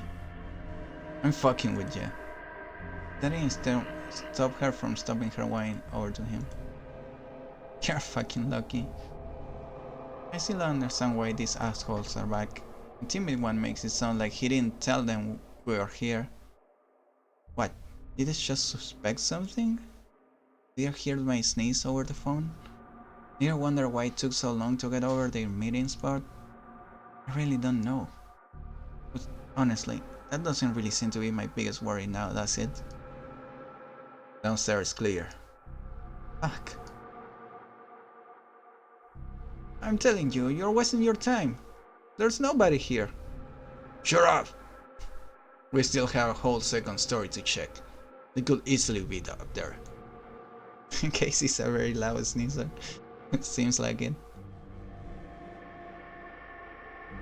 Except that they are not. There's nobody here. God damn it. God damn. You're slowly turning into a real red after all. You know what? She's right. You're finally letting all of that rage you've been building up. In your own way, you're taking advantage of the Red War. I guess you're right. That's it. How about you show us just where these humans are? What? You heard me. You're gonna show us where they are. You're gonna kill them. What? What? You fucking promised. Sorry, but he needs to do this. More than you do. Besides, I'll still let you get all the other kills tonight. But I told you, there's nobody here. I didn't want to believe you. But you've always been a terrible liar. When you get too defensive like you are now, it's clear you're hiding something. Now, I'll say it again. Go up those stairs, find those humans, and kill them. You know he won't. He's too big of a pussy for that. Stop calling me that. Stop acting like one. Both of you, shut the fuck up. Now get your ass going. My heart felt like it was about to burst out of my chest. On one hand, there's no way that the timid one will kill us. On the other hand, there's nothing stopping the other two from doing it. Finally, most likely against his will, the timid Red made his way up the stairs. He paused in the hallway. Well, what are you waiting for? I just... Quit fucking around. I heard what I sounded like a shove. Can you hear those? Go to where they are, now! Oh no, no. Oh no, no, no, no. Oh no, no. Alright, listen up. I know you're here. We all do. You're not getting out of here alive. So, just make this easier on yourselves and come out right now. I say we should start shooting the room up. No! I wanna see him shoot these shitheads while looking them in the eye. What if these humans don't cooperate right now? I can promise that I won't hurt them beforehand. He's persistent, I'll give him that. But I really feel like this may be the end. It's not like the siren's about to go off in less than a minute and I need to stall time. We still got hours until that happens. Oh no. Oh no, no, no, no. I saw him reach for the doorknob. I held my breath and expected the worst. Oh! Babe, are you okay? What the fuck? Then I heard shuffling on the other side of the room. Stay the hell down, and you two don't move a damn inch. What the hell are you doing?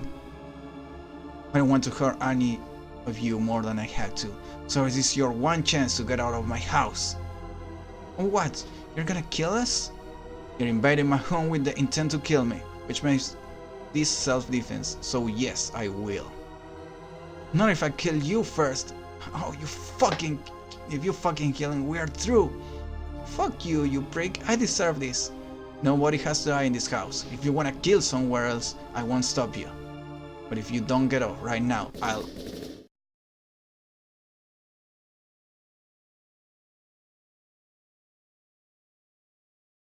I took every ounce of control I had to not scream.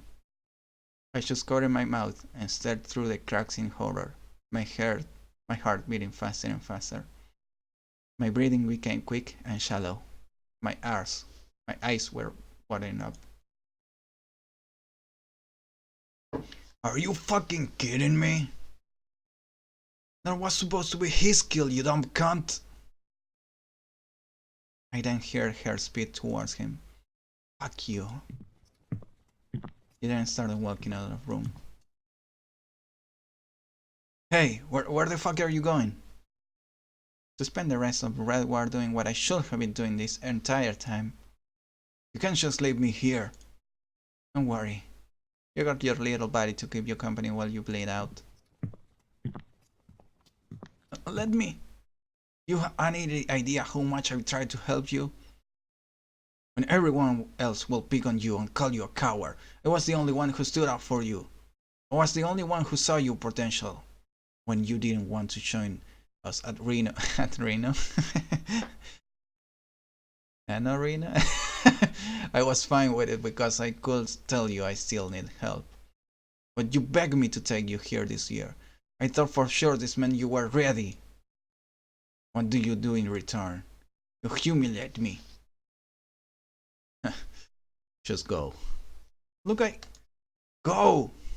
I don't fucking care anymore. You're not a real Red. You never will be. I would rather die here than waste any more time with you. I'm sorry. It sounded like he was on the verge of breaking down in tears. I don't want to hear it. Just go.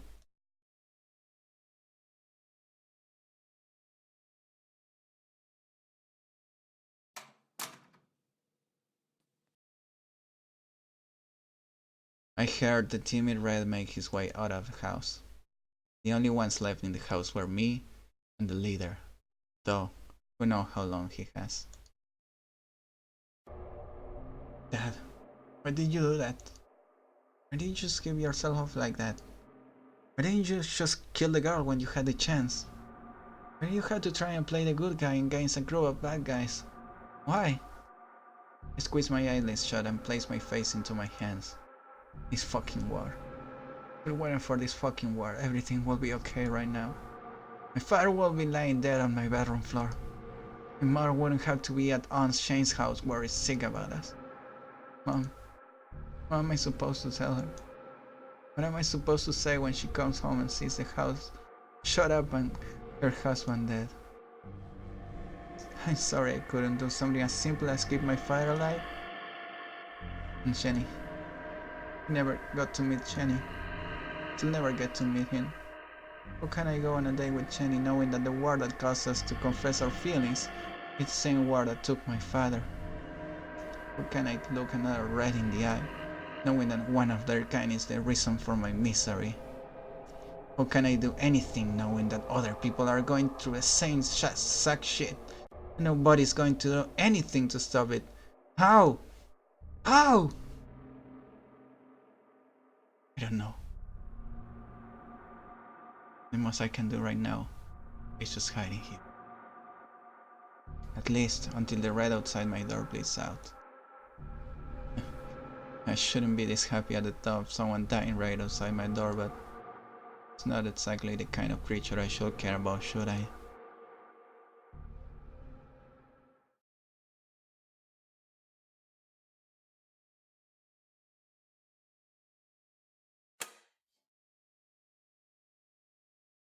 Dude.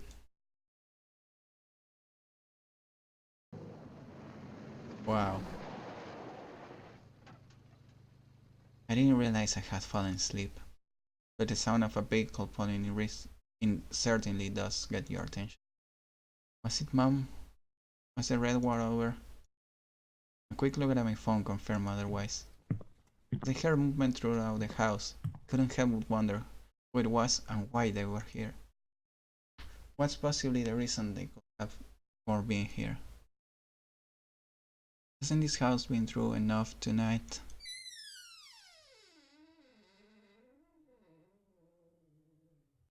He didn't open the closet door. We looked at each other in the eye for what it felt like forever. What do you want? I asked in a near whisper. None of this was supposed to happen. I tried my best to convince them the house was empty, but he's right. I'm a terrible liar. And a terrible red. I then stood up. Or at least I tried to. It was when I realized I had been crouched down for hours. After finally being stable, I walked out of the closet. Look, I'll be honest, I don't care for red. Like, at all. But if more of them were like you, well, our lives would be so much better. He then looked down at his friend's body. A decent-sized pool of blood was surrounding his legs. That really got him good. Dad. I then found myself looking at my father's body, lying down with his shotgun a small distance away. Taking a deep breath, I looked back at my savior. So, did you really come back just to apologize? Well, no. I wanted to check on him. Just in case he was still... Looking at the body, I saw no sign of breathing. But to be certain, he bent down and placed his finger on the neck. He then stood back up. It's weird. I spent so much time thinking about how many humans we lose during the Red War, that I never really thought about how many Red are lost. I knew that it happened, but I never really cared. But seeing this guy's face, I'm sorry for your loss. It looked like he had forgotten that I was there for a second. Once he remembered though, thank you, I think. Hey, do you need somewhere to stay for the rest of the war? Thanks, but I'll be fine. Are you sure? Yeah. I know you're here, pussy. Get your ass down here right now. He's too frozen in fear. Now! Oops. Now! Gave me a one final look of worry before leaving the room. What does she want? How did you... Not only are you a terrible liar, you're really fucking predictable. Oh, The house is all shut up. Okay. Oh no, the TV. When you went missing again, I knew exactly where to find you. So, why do you care so much? Because you're a fucking loser who gives Red a bad name. I give Red a bad name? The Red War is why the Red have a bad name. The Red War is what allows us to be ourselves, dumbass. Oh, but when I myself is wrong? Yes. The Red are supposed to be destructive, murderous, threatening. Says who? Says common fucking sense. And the fact that you can understand that is why you have to be removed from the shin pool. This is bad. I never thought I would be this worried about whether or not a Red dies, but it's not a normal Red. Hey, bitch! Silence. And I ran out of my room and down the stairs. They were looking at me in confusion, but I didn't stop her from pointing her gun at me. I'm a human! I'm the one you want! He still has a chance of being a proper Red. When he found my father and I earlier, I could tell that he wanted to kill us. I mean, yeah, he didn't end up doing it, but he thought about it. That alone is a proof that he's capable of being a Red. The fact that everyone in the room is still alive is a good sign, right? Okay, let's prove it. Then she offered him her gun. You wanna make it to 6? Then kill him. Prove that you are capable of being a Red. After all, it's what he would have wanted you to do. He paused for a few seconds before taking the gun. The two of us locked eyes. His eyes read, I'm sorry. I gave him a short, quick nod. I know this probably isn't the smartest outcome on my end. Mom will be terribly heartbroken enough to know her husband is dead, but having her son on top of that will only make it worse. And that coupled with the idea of raising a newborn alone, Jenny will be crushed when she finds out. But I think she'll move on relatively quickly. And I know Dad will want me to stay strong. Will want me to stay strong and try to survive, but he also would have wanted me to do the right thing. And if sacrificing myself gives this Red a chance at life, a chance to possibly help some other humans during the future Red Wars, well, I can't see anything more right than that. The world needs Red like. Come on, what are you waiting for? It looked like his hands were shaking a bit. Wow. And when your own life is on the line, you can't take a human's. As stupid as it was, the human was able to be braver than you. You truly are a... Don't say it. Or what? Or you'll regret it. Regret it. And oh, that's just fucking beautiful. You expect me to believe that you'll fuck me up when you can even lay your finger on a human? Didn't lean in close to him. And why exactly should I believe that, After all, you're nothing but a big, fat pussy. Ah! In the blink of an eye, he had turned away from me and towards her. He then threw the gun and started punching the fallen Red with complete fury. I am not a pussy! He continued to scream as he punched her face repeatedly. I just stared in both shock and horror. The girl is doing an okay hand. Oh shit. I didn't see that. I can't even begin to imagine how long he had been holding this anger back. But hey, given the choice between which one me or her, I'm glad he went with the latter.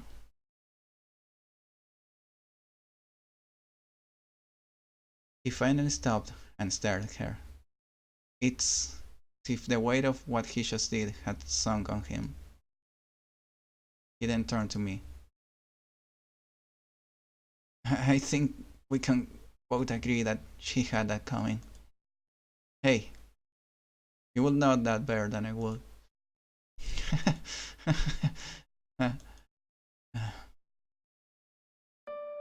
I should go.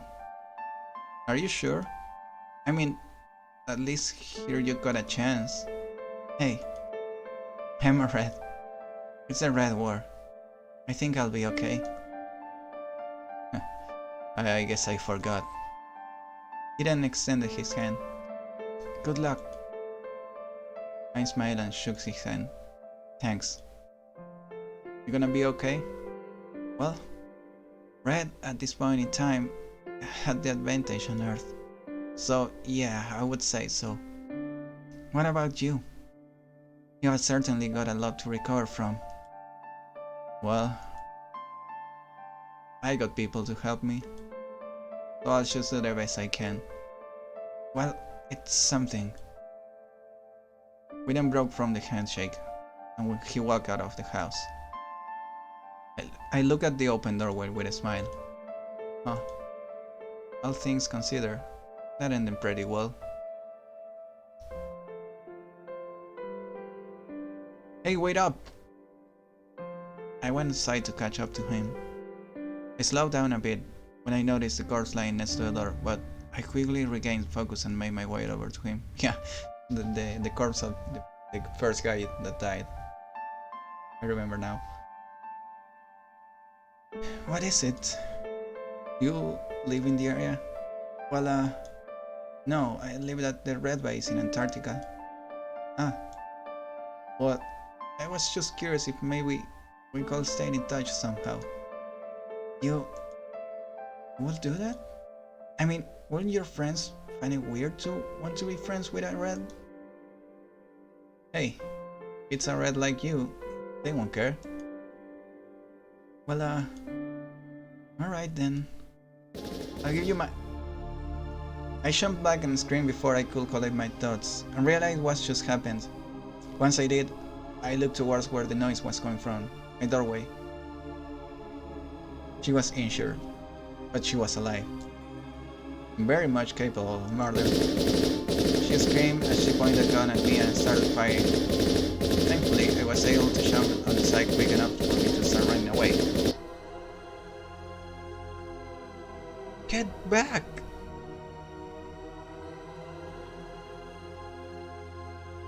She then stumbled after me, but collapsed on the lawn. Her gun fell out of her hand. Without thinking, I sprinted back, grabbed the gun, and pointed at her head.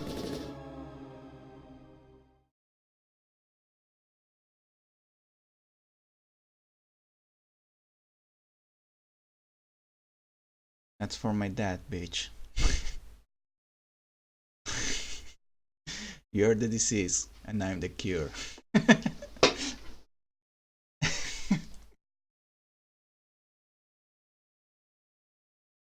I then made my way back to Timid.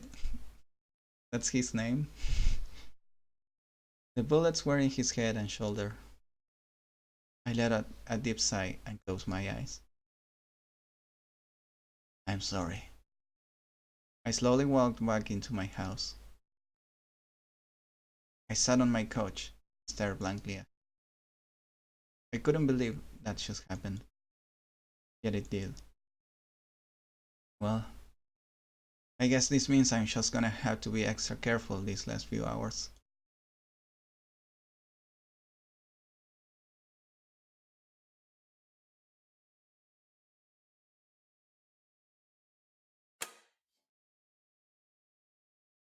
Four minutes until the siren sounds.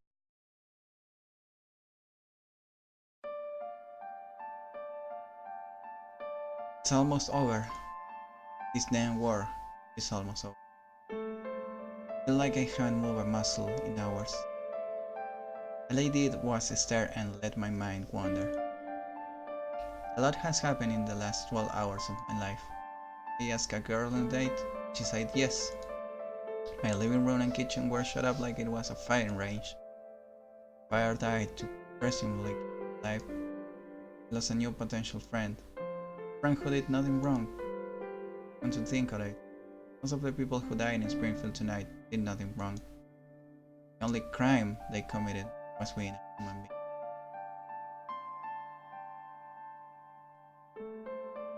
My phone lit up. Jenny. Yay! we're almost done. I just stared at the phone. It sounds like her night went pretty well.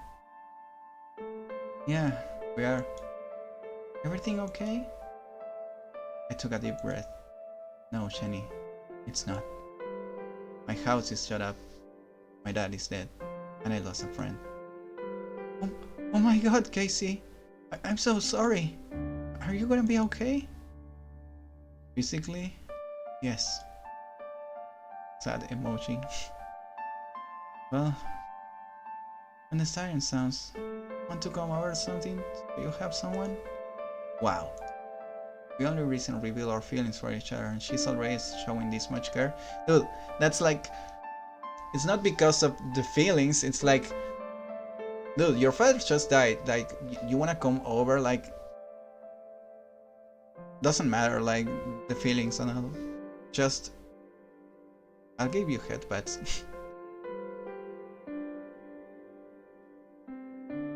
If I could, that would be nice. Okay, I'll see if that's okay with my parents. Thank you, Jenny. No problem. Winky face. I placed my face in my hands and sighed in relief. At least there's one silver lining to this whole mess. I turned towards my front door. Who in the world could that possibly be? Did Mom come home early? I jumped off the couch and faced the door.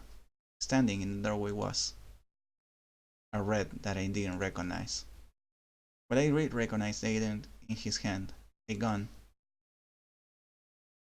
Are you Casey Cunt from Twitter? Who's asking? Johnny. Johnny the Red. Oh my god! Who? You know, the ugly little shit from Texas. You're kidding, right? Does it sound like I'm kidding? Wait a second, can we just... Everything seemed to freeze in time. First thing I noticed after what felt like eternity was my sore gut. The second thing was the fact that I was tumbling over the floor. The third thing was my heavier breathing. Johnny stood over me with his gun pointing at my face. Oh, this was so worth the trip. I stared at him with, well, I'm not sure how to feel about this. He really came all the way to Springfield from Texas just to kill me? Because I insulted him online? Goodbye.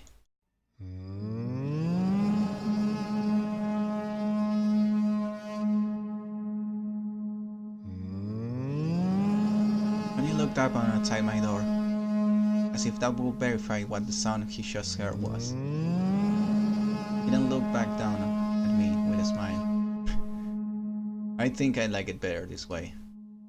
He put the gun away and walked out of my field of view. I felt paralyzed. Like, all I could do was stare at the ceiling and breathe heavily, trying to stay awake. It can't end like this. It can't. So, then why does it feel like it will?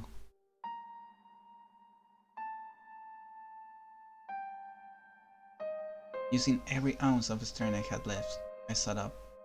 I cried out in pain as I did. The fact that I could move at all was a good sign, right? I saw my phone on the couch and grabbed for it. Sure enough, it was 6:01 a.m. The red word was over, which means that I should be able to call 911. I dialed the number, put it on speaker, and waited. And waited. And waited. Waited.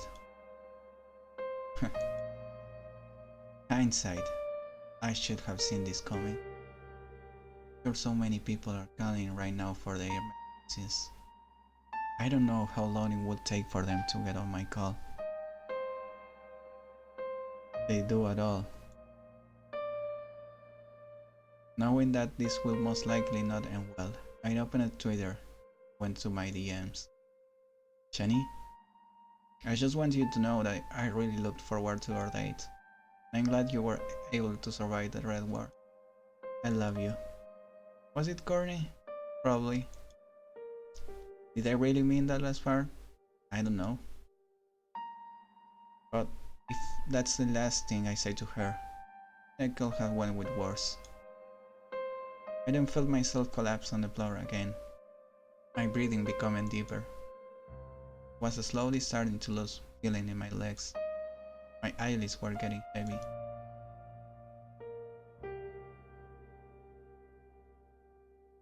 You know how much blood I've lost. Frankly, I don't really care to. And all I could think about was how it all came to this. I had just not tweeted that reply. If I had just not went after Timmy after he had left. If I had just opened the closet door before that could fired it. Maybe things could have been different. Maybe nobody will have hurt. But that's the biggest thing I learned tonight. No matter who you are, whether you be human or red, the red world or will hurt you. One way or another. Be physically, mentally. You are gonna get. Nobody wins. Everyone just pain, suffering, loss. It's like that said. That's the world we live in now.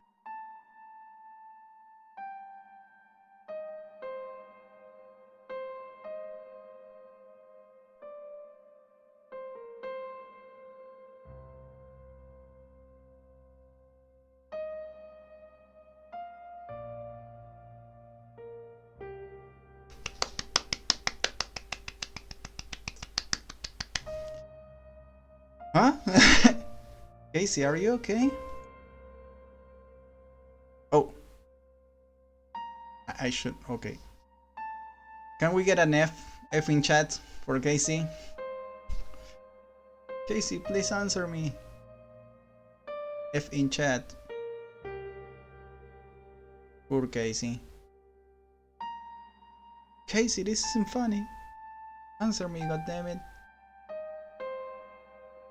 F.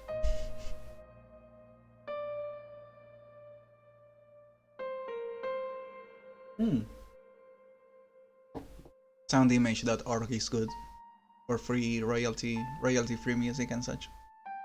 Good pick.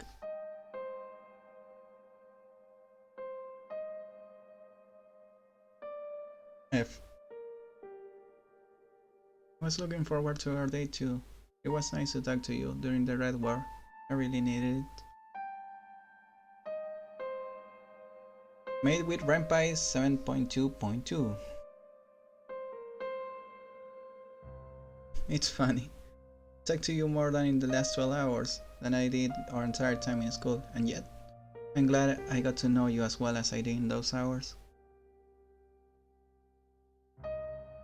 So hey Chris, I'm sad right now. Right now I'm sad. Overall doing good. Yeah. How are you? Oh, and I love you too. Thanks for joining the stream. It's real sad hours. Oof. Dude.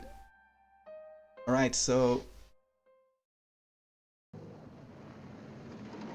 wait, there's more. Where? Wait, there's more. Oh my god, my home. Oh, this is probably mom. Yeah. Marcos, Casey? Are you two? Oh man, why do you keep stabbing me in the heart? Stop.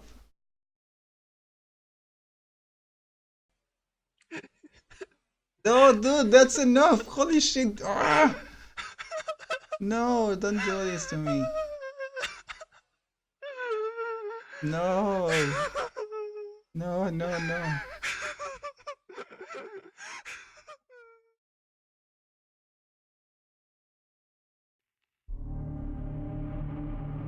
Right, so that was the Red War. It's dark as fuck. It's great also. Okay, so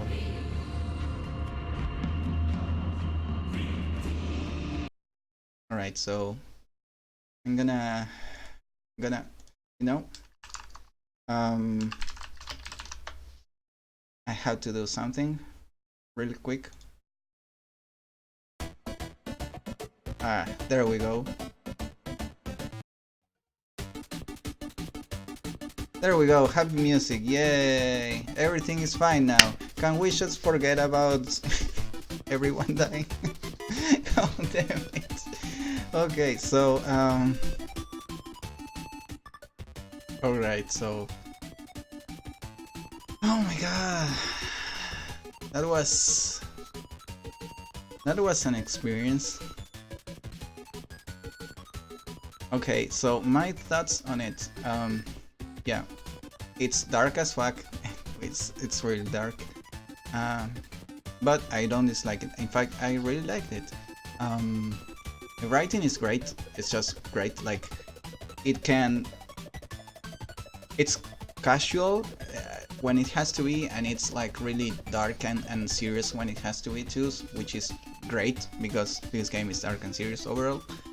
The concept is like, well, you know, it's the Purge, but with aliens. But the interesting spin of it on it is that since they're aliens, it makes you feel that they care less, even less, for human lives. Because I haven't seen the Purge, but I know that there's like crazy humans that want to kill each other, but those are still humans, right? But when you have aliens, right, trying to kill humans, it's even scarier. It's a scare, and that's great. It's great. The sprites were fine. They were serviceable. They did their job right. Not many animations or expressions, but they were fine. They worked just fine. Yeah, pretty good. Pretty good. I enjoyed it. Good job. Good job for you, Cole, and everyone on the team. Even slightly simple, which photoshopped guns into the Red's hands. Good job. Yeah, very nice. Yeah, they are aliens. That's okay. So freaking love Gary. My basic premise idea was the Purge, but it makes more sense. Yeah, I mean, I don't know if you can tell me if there's like an explanation that I miss for why the hell would the government like set the Red free to do whatever they want during one night. I didn't understand that part, like why they are okay with it. It's just like, so we are Red, we like killing, so please let us, and the government is like, okay. That's what I got, but I don't know if I missed something, maybe.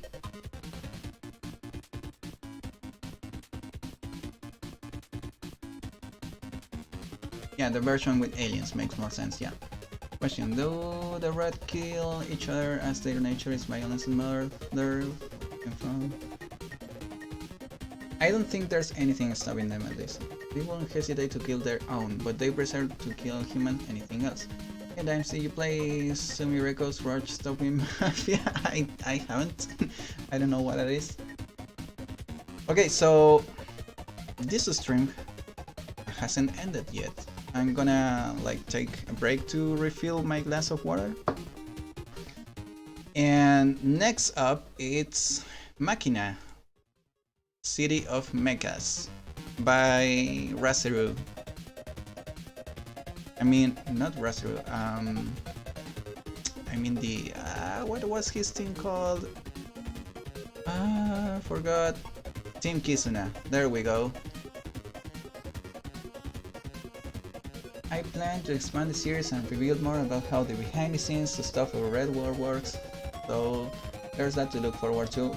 Yeah, I'll be looking forward to, because it seems pretty interesting. Like, Timid said that there was a base in Antarctica, and I don't know, it piqued my interest, like to see how they do all this stuff. like how they organize themselves for killing stuff. But yeah, overall it makes sense. Like I didn't feel like there was stuff that were keeping me like from immersing myself into the story. um I didn't I didn't was at any point on the story like, okay, why is this happening, what the fuck. No, that wasn't like, that didn't happen. So it it's pretty solid for what I'm seeing. Good job overall, great job. Yeah, nice. Alright, so I'm gonna play Makkina next, but first I'm gonna take a break, so please stay tuned and I'm gonna leave you guys with Kirby music on the background. Be right back.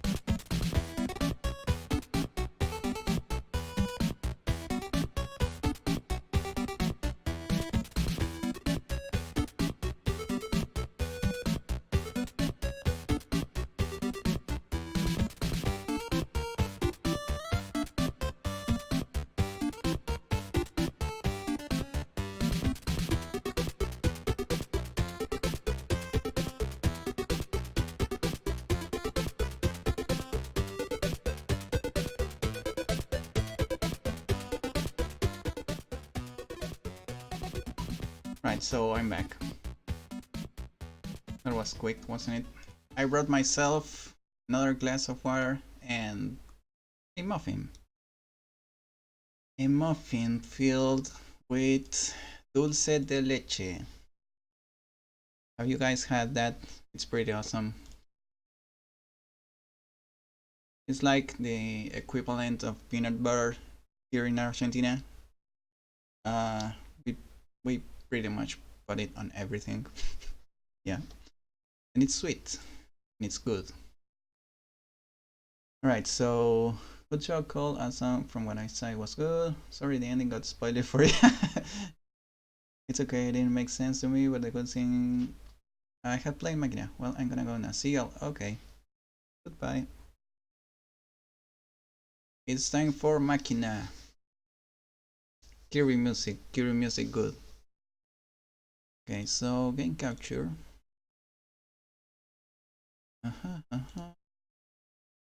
New. Where is it?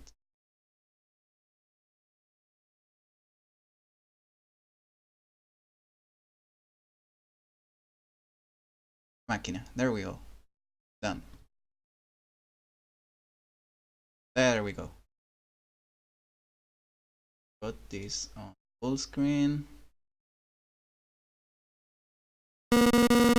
Oh, sorry, I have to turn down the volume a bit. Good choice, not edgy, crappy dark, which is good. Yeah. Huh? What's this? Okay, so Makkina. This is by Rasaru and Team Kisuna. If you guys haven't played Soft War yet, I'm gonna leave a link on the chat and the Discord later, because those are good games. Software and Software Extra are about sentient viruses and a programmer guy that gets infected. His computer gets infected with a sentient virus, and they fight another viruses and antiviruses together in a card game. Pretty awesome, seriously. I loved it. I loved it. So, but this is Makkina. This is not software. There we go. What's this? I'm alive. I can see it's all very bright though. Where am I? Could this be the afterlife? Despite remembering all these words in my thought process, I feel at a loss. I can't fully describe it, but I can't breathe. I will close my eyes to think, but it doesn't look like I have any. Those kind of eyes. It's like I'm missing a lot of things. Things that will define me. There's no telling how long I'll be staying here like this. Just me and this place now. Why does it remind me of war games? Oh, war games. I've never seen that movie before though. Isn't that the movie where like the message, final message is like, to beat the game you have to not play it or something like that? That's the only thing I know about that movie. Isn't like really complicated chess or something? I don't know. I didn't watch the movie. Sorry. I decide to gather my thoughts. Who am I? Yes, that's the one. Yeah, I have to see that one. Also, Footloose. I was thinking about watching Footloose the other day because I mean, that movie got referenced a lot on the Marvel movies, and I haven't watched it, and I'm interested. Yeah, made me curious. Made me curious. Who am I? I don't remember. How much do I remember? Maybe this question will help. Perhaps I need something to help me remember anything. I need to move, to travel.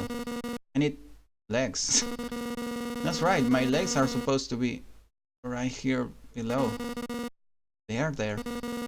Just not quite what I expected them to look like. To my surprise, I am able to walk with these strange legs. Or so I thought. My vision suddenly draws closer forward and down to a floor, shaking. A loud bang echoes across the room. A large metal object has fallen. I'm shocked. Was that me? Just what is going on here? My next view confirms a thought I had in the back of my mind. Arms. Arms made of steel. A screeching sound reverberates as I try to move once again. It's working. I'm touching the floor with these arms, gaining control, little by little. I manage to crawl slowly, and later, stand up. Sorry. On that short travel, I discovered something. In my reflection on a surface of glass, it made me realize how correct I was with that previous thought. I'm a machine! A robot. It feels so unusual. Was I always this way? Why do I remember all these thoughts? I observe my surroundings. Spacious, empty room. Exciting to learn what I can with this body. I begin to move around, not resting. I check that surface of glass once more. Screen. That's what this is. Could be a console for this elevator, like computer. Locating a few buttons to press, I find out one thing. It doesn't work. Time passes by. I don't feel tired. There's no urge to take a break. An idea inside me yearns for a rest I seem to not need. Why would I look for such feelings? What's wrong with these memories? What, being used to have feelings like this? No? Okay. I look once more at another place. A reflective wall at one side of the room. Take a good look at the reflection. My appearance. What do I resemble? Why would I be shaped like this? Who will design such a body? Is it a person? A human? I recall a simple word. Human. What is a human? Am I human? Is this why I remember all these things in my head? Suddenly interrupting my thought process. The room shakes, as if putting a stop to a long fall. Suddenly, one of the walls of the room reveals an opening. It was a door all this time. Reminds me of an elevator. With the newfound control I acquired, I step forward, exiting the place. It's the only thing to do. Immediately after, I distance from the door. I hear it close with a swift noise, and the whole thing begins to vibrate. The room has left the ground. Looking back at it, I was correct. It's an elevator indeed. It must mean there's no way back, at least for now. Facing forward, I am greeted with quite an unusual sight. At this point, anything is unusual. I didn't know what to expect. Day 1. First day. Oh, this is it. It's a lot to take in.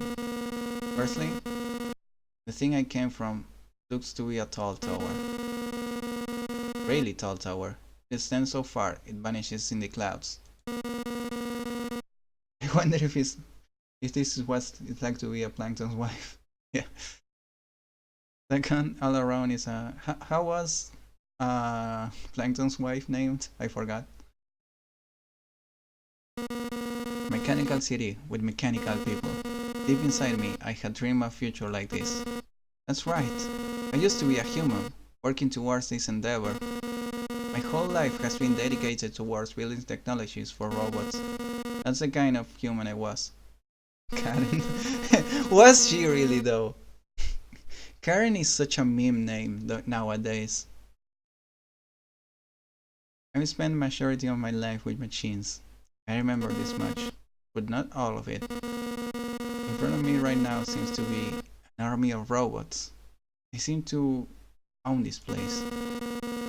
Standing above the multitude like a leader is a tall red machine. Facing the army of machines in front of him, the machine begins to speak. Greetings everyone, the time has come. Does he talk like this though?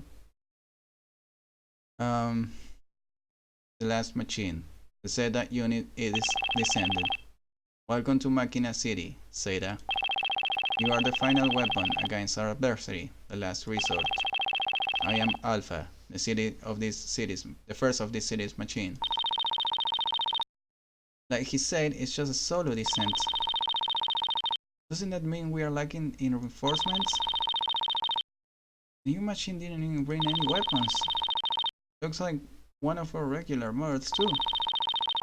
What can a single machine with no weapons do to even help? I can hear your doubts. However, believe me when I say this. No single machine is unimportant. Every reinforcement is a spark of hope. Single machine? We can win with only one additional machine? If Alpha says so. Looks like everyone is a boss when I appear here. What should I do?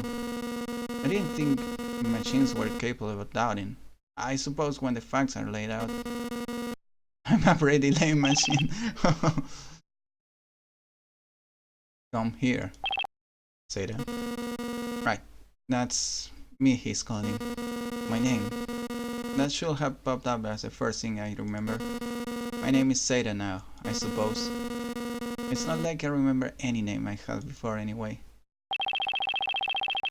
Zeta, this is your new home, Makkina City. The rant of the robot leader. Makkina City? Can you speak? Speak? Well, I haven't tried. We robots have speakers, don't we? Here goes nothing.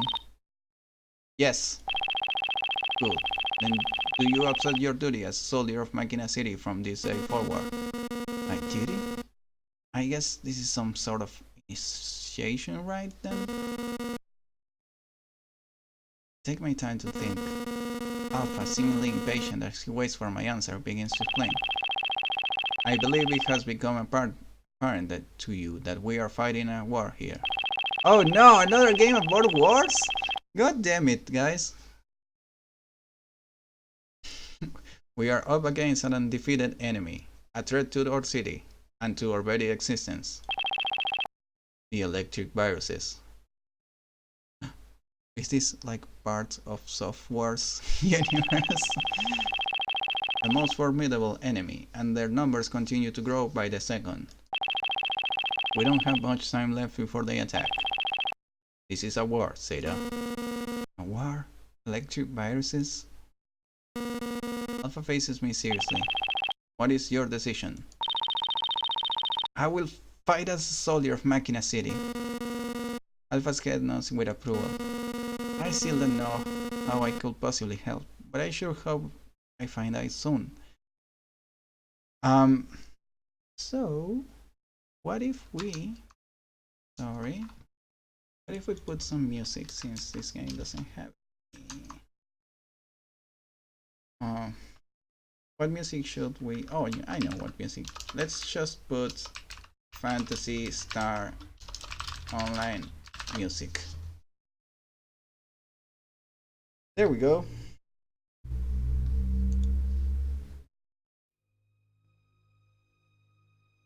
Sci-fi music for sci-fi game. Haha! Yeah, now we're talking.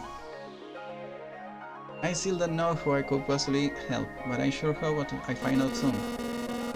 Maybe it's just my inner excitement of working together with an army of robots. This is a battle straight of a science fiction novel. How can I deny this chance? Then I will appoint you at this moment, just as I have also chosen all of the machines that stand here before us. Alpha, the first of the machines in this city, disappointed me? I lowered my body as if to bow at this great leader. By the way, the designs are really cool. I really like his face. And this ropey. Alpha raised his sword over my shoulder and to the other, a familiar gesture. It's a noble ceremony. I know. That's not Alpha talking. It's a noble ceremony, a lot like how people so long ago did. Yes, it takes me back. You're old soldier, the one and only Zeta unit. The nostalgia I used to play PSO on my Dreamcast. It fits perfectly though, the music. Yes sir! Well then, I must get you training. Zeta unit. Yes sir! Let's conclude this ceremony of Zeta's arrival. Palatine, Rasen, show him around. Get him to work. Affirmative! Affirmative, Your Majesty. The army has to scramble way to various destinations in many directions. Really like the faces though. Well made. Good job. Two robots appear from the crown of machines. They are both really tough looking. Yeah, they are. Follow me, Zeta. I do as they instruct. He's a maniac on the floor. And she's dancing like she's never danced before. Woo. Whilst Alpha's proclamation about my apparent usefulness don't seem to register at all, I did promise to help him in this war, whatever it is. Oh my god, is this a fucking isekai mission? No, I know realizing, god damn it.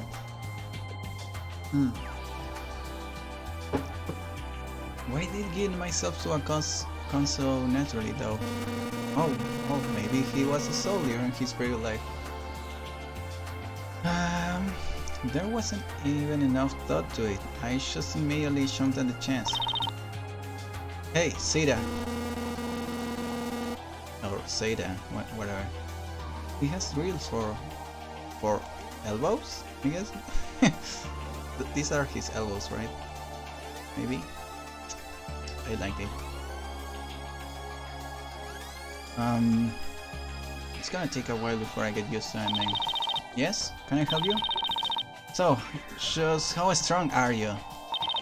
I mean, Alpha's walls were practically chittering in the lead up to your descending. Tell me other fellas were wrong. You got some mega powerful sword, shield, or spear hidden around inside your body? Wait, do you have all three? Rasen, that's enough. Zeta just descended. Time will be needed to allow them to adjust. I apologize for Rasen. Rasen? Oh, I see what you did there. I see what you did there. I apologize for Rasen, Zeta. It's just that... You have a laser beam? Rasen, space, please. I just wanted to know what Zeta had. That way we'll know what to equip them with once my drills break their equipment. Arrogance is unbecoming, Rasen. A lot of the machines here were designed with unique specialties. You, being the last one to descend, have raised expectations to many, including our king, Alpha. The other machines back there, upon looking at you, suspected you had more. You had none of these weapons, simply judging from your frame size. They are not entirely correct, are they? I'm still unsure what weapons are stored in this body. So I'm sorry, I can say. I do have a big question lingering since coming up here though.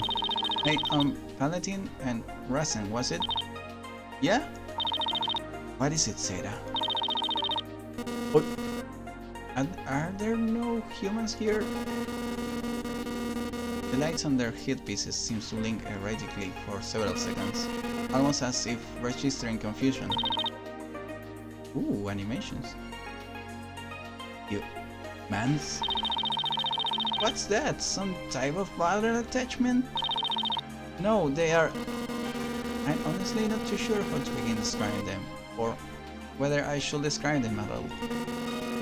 Shouldn't the name at least be familiar though? Don't all these robots also have memories of a time before this? Haven't they just had time to adjust? Or am I the only one with this problem? Are you okay, Zeta? I am, yes, sorry. My processor is a bit frazzled right now. That's all good. We all had a few wires crossed the first time we activated. What he says is true, even if I had to be dragged around just after activating. Really? You seem so comfortable now, though. Of course, the adjustment period generally lasts a little time. Yep, I was reading through training dummies in no time. You'll be the same. You're Zeta Unit after all. There's so much faith in me just because I'm the Zeta Unit.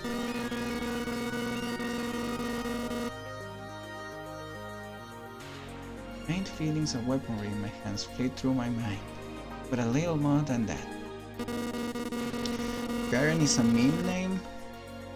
Oh, dude, I'd say that like ages ago. I don't know if the stream is lagging or if the chat is lagging, but yeah. I've seen Karen like in several memes now. Battle doesn't seem to be a new structure to me. Maybe that's the edge they mean. But if that's the case, why would it matter? These robots don't seem to know about humanity. Maka says, "Oh, there you guys are. Another robot. They seem to be in high spirits. They're rushing over here, boosted by thrusters. They don't seem to be slowing down. Oh boy. Okay. Paladin? Rise? Huh? We are there meters away. Oh. Realization hits me at the same moment that my fellow robot does. No pain, no flinching. That's probably going to take a lot of getting used to. It feels so unnatural to receive either of them that just standing here with nothing seems anticlimactic. Are you okay, Sera? I'm fine? Whoa! Why'd you activate your thrusters, Maka? You would turn Sera apart before they even gotten through training. We had been scrapped. What do you mean? Valentin was supposed to move them out of the way like he always does. Sending my hand out, this Maka takes it, using it to stand up. Thanks, I'm Maka. Pleasure to meet you. You're the new descendant, right? Yes, I'm Seda. This one's energetic, like a child at a dog park. Just like that child, she spoke in and prodded me. You're wields incredibly well, Seda. Glad to have you on our side. Maka, here's our best support unit. She's repaired my drills more times than I can count. Gee? Maka is a female unit. So there are male and female identities here. That's something that feels distinctly human. Almost uncomfortably so, in some respects. Are they just aping specific traits? Speaking of, we never asked you, did we? What do you identify as, male or female? Me? I'm not sure. Something from this shattered image running through my conscience compels me to say male, though. Is it how it is for the others? A simple compulsion to identify one or the other? Male, please. Go with what you know, so to speak. Great! Hey, Paladin, can I take him already? Take me? Where? Around, silly. I give every new descendant a tour of the main facilities. It's best that they get acquainted fast, and I'm more than happy to help and support. As long as you keep quiet, it's typically over quickly. Don't ask her any questions. Well, that's foreboding. Come on, let's go. Okay. We'll go ahead of the training facility, so we'll meet you there, okay? Bring Seda back so I can crush him there. We'll be back, I promise. Alright.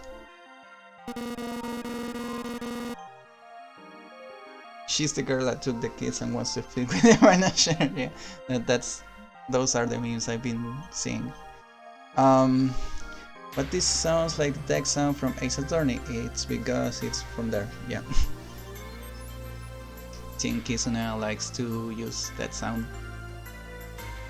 We follow her through what seems to be a massive gate. On the other side lies a terrifyingly efficient labyrinth situated on top of one another. Roads, buildings, tanks, all crisscross with one another to form a megalopolis-sized web of metal. Nausea is a word that immediately comes to mind.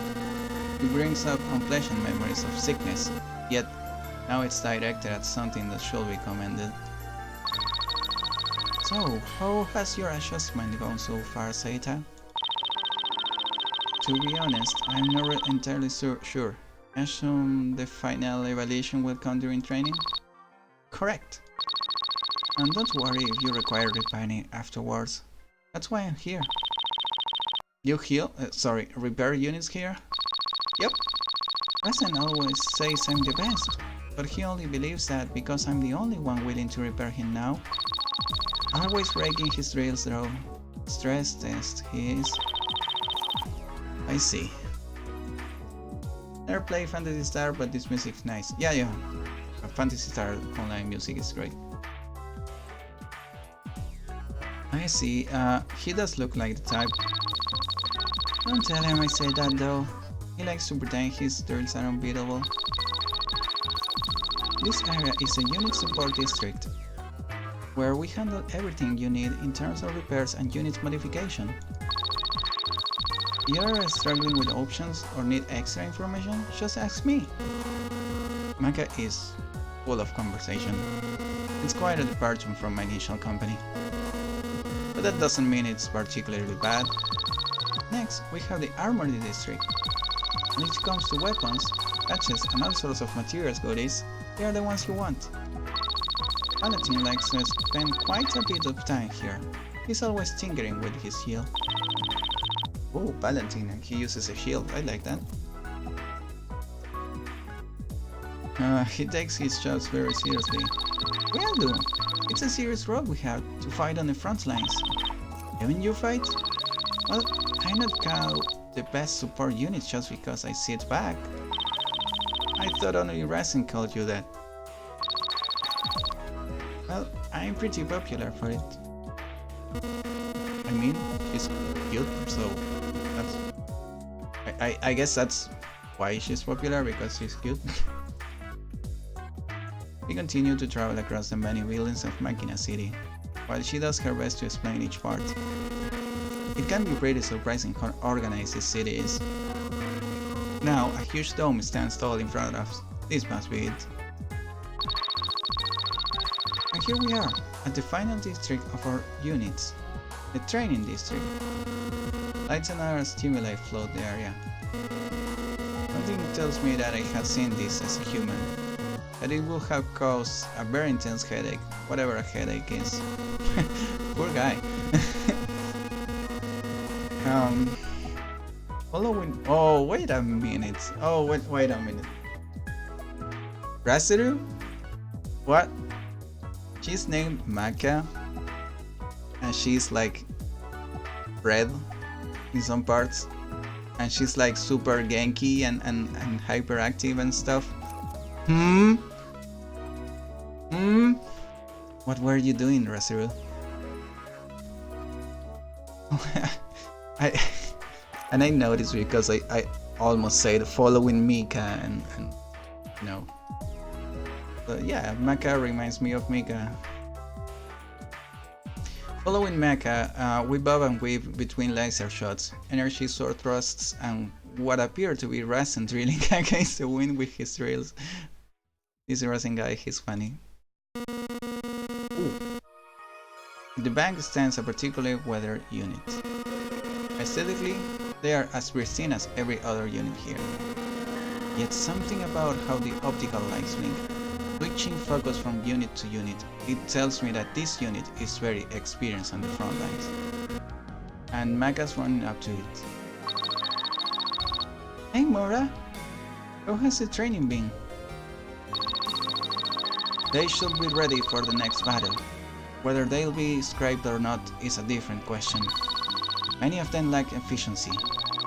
The thrusters used for a second too long. The arc on their swing is a little too long. Small slips like that build up until they cause malfunction in the system. Oh, get them some slack. They are not used to the front lines yet. That's the issue. Simulations don't help much either. All we can do is make them as repaired as possible. Speaking of which, here he is. The blinking light focuses on me. There's a way this unit carries itself that tells me just how easy it would be described in an all-out growl. This is Seda. Alpha certainly oversold his height. Nice to meet you too, Mora, right? Yes. Conversation wastes energy, so I suggest skip pleasantries. Alpha has given us all very lofty expectations of you. Though, I don't believe it's smart to depend so much on a singular unit. Do you possess any weapons? No, as far as I know. Weaponless unit? Maybe you still need to configure your settings first. For now, we will begin with basic training. Good luck, Seida. Use this training sword. Maka will act as your support for this trial, and we will use this as a test for your baseline parameters and energy consumption. When this is calculated, we can reconfigure you to be more efficient. Let me know when you're ready, and we will have dummies act as your opponents. Straight into mock battles? It's certainly not a surprise, given that I seem to be, and what I'm viewed as. This body seems to be pre-programmed with numerous combat forms already. Just focusing on a singular one allows me to take a base stance. I'm ready. Ready to back you up? Okay. Training start. Error. Gameplay non-existent. Not yet developed. No. You know, I should have done this with Synthetic Girlfriend instead of spending so much time trying to code the game and then so much money trying to hire someone. But I wanted that goddamn minigame in the end. Thus, from that day forward, I began to fight as a new citizen of Makkina City and as the Seida unit. I have yet to know the full story of my past and of the human race. And I won't give up. I will uncover the truth. The demo is good because of time constraints. Sorry player, we'll fix this soon. Hope you look forward to more of Seida adventures. Makkina demo version 101. 0.01. 2018, submission to Reno, Casero. Co-writer, Heroes, or Jeros. Scriptwriter, sounds, yeah, great site for like prototyping and doing this kind of stuff for your indie games. Mao Damashi, great site. Take note, guys. Developed by Team Kisuna. Thank you for reading this short VM demo. We hope you enjoy. Support more English visual novels on these Nano games. Thank you. No, thank you. Right, so that was short, but I think the setup is perfect because it makes you wanna know more, which is great. I don't know. I don't know what else to say because it was quite short, but the sprites were good. I know. I mean, these VNs were made for NaNoReino, and that's like a game jam, and you guys didn't have too much time, and I understand that, and yeah, that's it.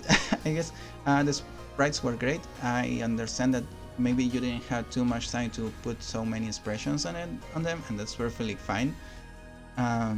But the designs were really good. I really like the designs, and it looks like they are like different classes, like RPG classes, like the cleric. Maga is a cleric, and well, Paladin is obviously a paladin or some sort of aggro, you know, guy. And yeah, and maybe Ryzen is the fighter and such. But yeah, I liked it. Good job.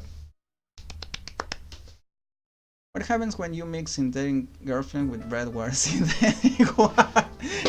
Okay, that's a good one. That's a good one. Right. So I was wanting to play Escape Chasm, which is a game made by Temi. You know Temi from Undertale and Deltarune. But it's almost 1 AM here, so I think I'm gonna stop the stream right now. I've been streaming for like 3 hours, and I think that's just fine for coming back to stream regularly. You know, guys, I've been really missing streaming. When I used to stream back in like, I don't know, 2017 and such, I put all my heart to it, and it's hard when you start. I mean, it's hard if you start as a streamer and like nothing else, because you know you're not that famous yet, and almost no one watches you, and yeah, pretty bad time for me. Also dealing with some bad stuff at the time, so I stopped doing it. But I always been wanting to come back to it, right? To sometimes I was just playing a new game or something, and I was like, why don't I stream this? And like it would probably be more fun with people watching and typing in chat and having exchanges about the game. And yeah, now I feel fine, I feel better, and I'm it's not like I'm taking a break, but from Synthetic Girlfriend, but um, I'm more relaxed because when I was about to release the demo, of course I was stressed and such. But yeah, I think I want to come back to streaming at least kind of often, maybe one time a week, maybe on Fridays, who knows. I still have to set up stuff and make this background picture prettier. It's just like a chibi drawing of me with my social media, and that's fine, I guess, but that's not as good as other people have on their streams. But yeah, what else? I've been making some progress on Synthetic Girlfriend. I can't show much of it yet because it's all written, it's all like script work, and I ain't showing the script, right, because that will spoil the story and the important moments for you guys. But so you will have to wait for the final game. But yeah, I'm making progress in that. The stuff I can share, it's mostly funny exchanges between the characters and such, and maybe those aren't like key to the actual plot and story of the game, so I can show those, no problem. But yeah, what else? I hired someone. I mean, I hired someone. She's called Swift, and I think she's in chat right now. She's gonna be my main programmer because I can't do everything by myself. I mean, for a demo that's fine, but for a full game, shit no. So yeah, Swift is my main coder for now, and she's been taking time off her life to code the demo on Unity, or at least have some kind of engine working on Unity. Why I'm switching to Unity? Well, because I wanna put more emphasis on the minigame, right? The tile painting hopping thing minigame, and I think Unity is better than Rampy for that, and it's really open-ended and good, I don't know. And also I'm learning to use Unity at school. Yeah, so even while Swift is my main programmer right now, I'll be able to help her with my tiny knowledge of Unity with the stuff I'm learning at the school. So that's also the reason why I'm switching to Unity. I mean, this is not maybe as interesting for you guys because you guys are seeing the thing from the other side, but switching to Unity is a big thing. Makes possible more things and makes me wanna make the project more ambitious and stuff, and having the actual tools, better tools to make their girlfriend, it's a big step forward, I think, for the game. Also, I want to thank a special person that donated like a lot of money for no reason, which without their help I couldn't pay Swift for actual coding the game. So yeah, thanks. And what else? What else? Yeah, updates on Synthetic Girlfriend can be seen on my Discord. I have a Discord. I'm gonna post the link right now in chat. Just let me. I mean, probably if you're watching this stream, it's because you are coming from the Discord. But if you don't, that's a link. Come join us. We talk about robots and technology and androids and anime, video games and stuff. And of course, cute android girls, because we all love those on that server. And what else? Am I forgetting something? I feel like I'm forgetting something.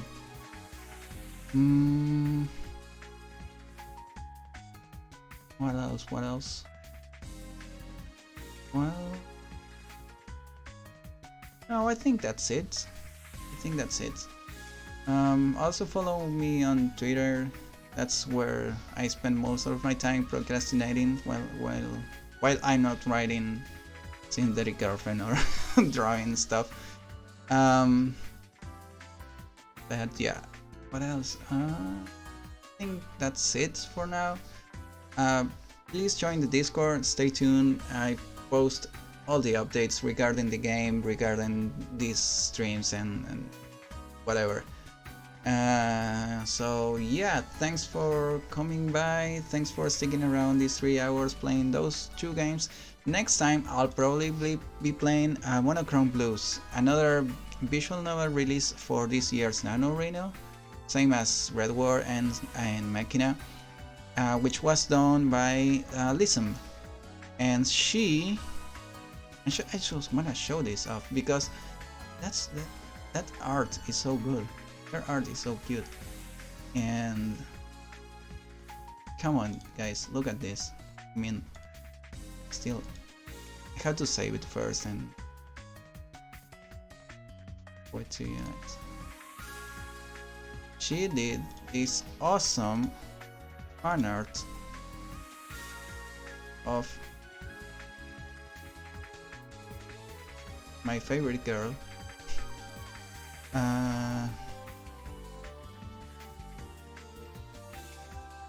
Where is it? Oh no, why? Panicking right now. Panicking. I can't find the picture.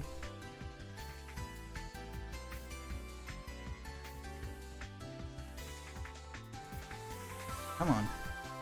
Oh, I know, wait. Okay, so I'm gonna just type this. Technical issues. What are my streams without those, right?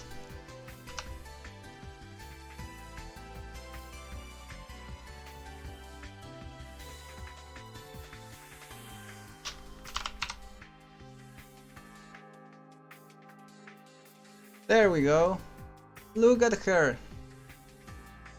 Look at this fan art. It's amazing. I love it. Love it. I just love it so much. I have it as my phone wallpaper. Maybe I should, you know, I should just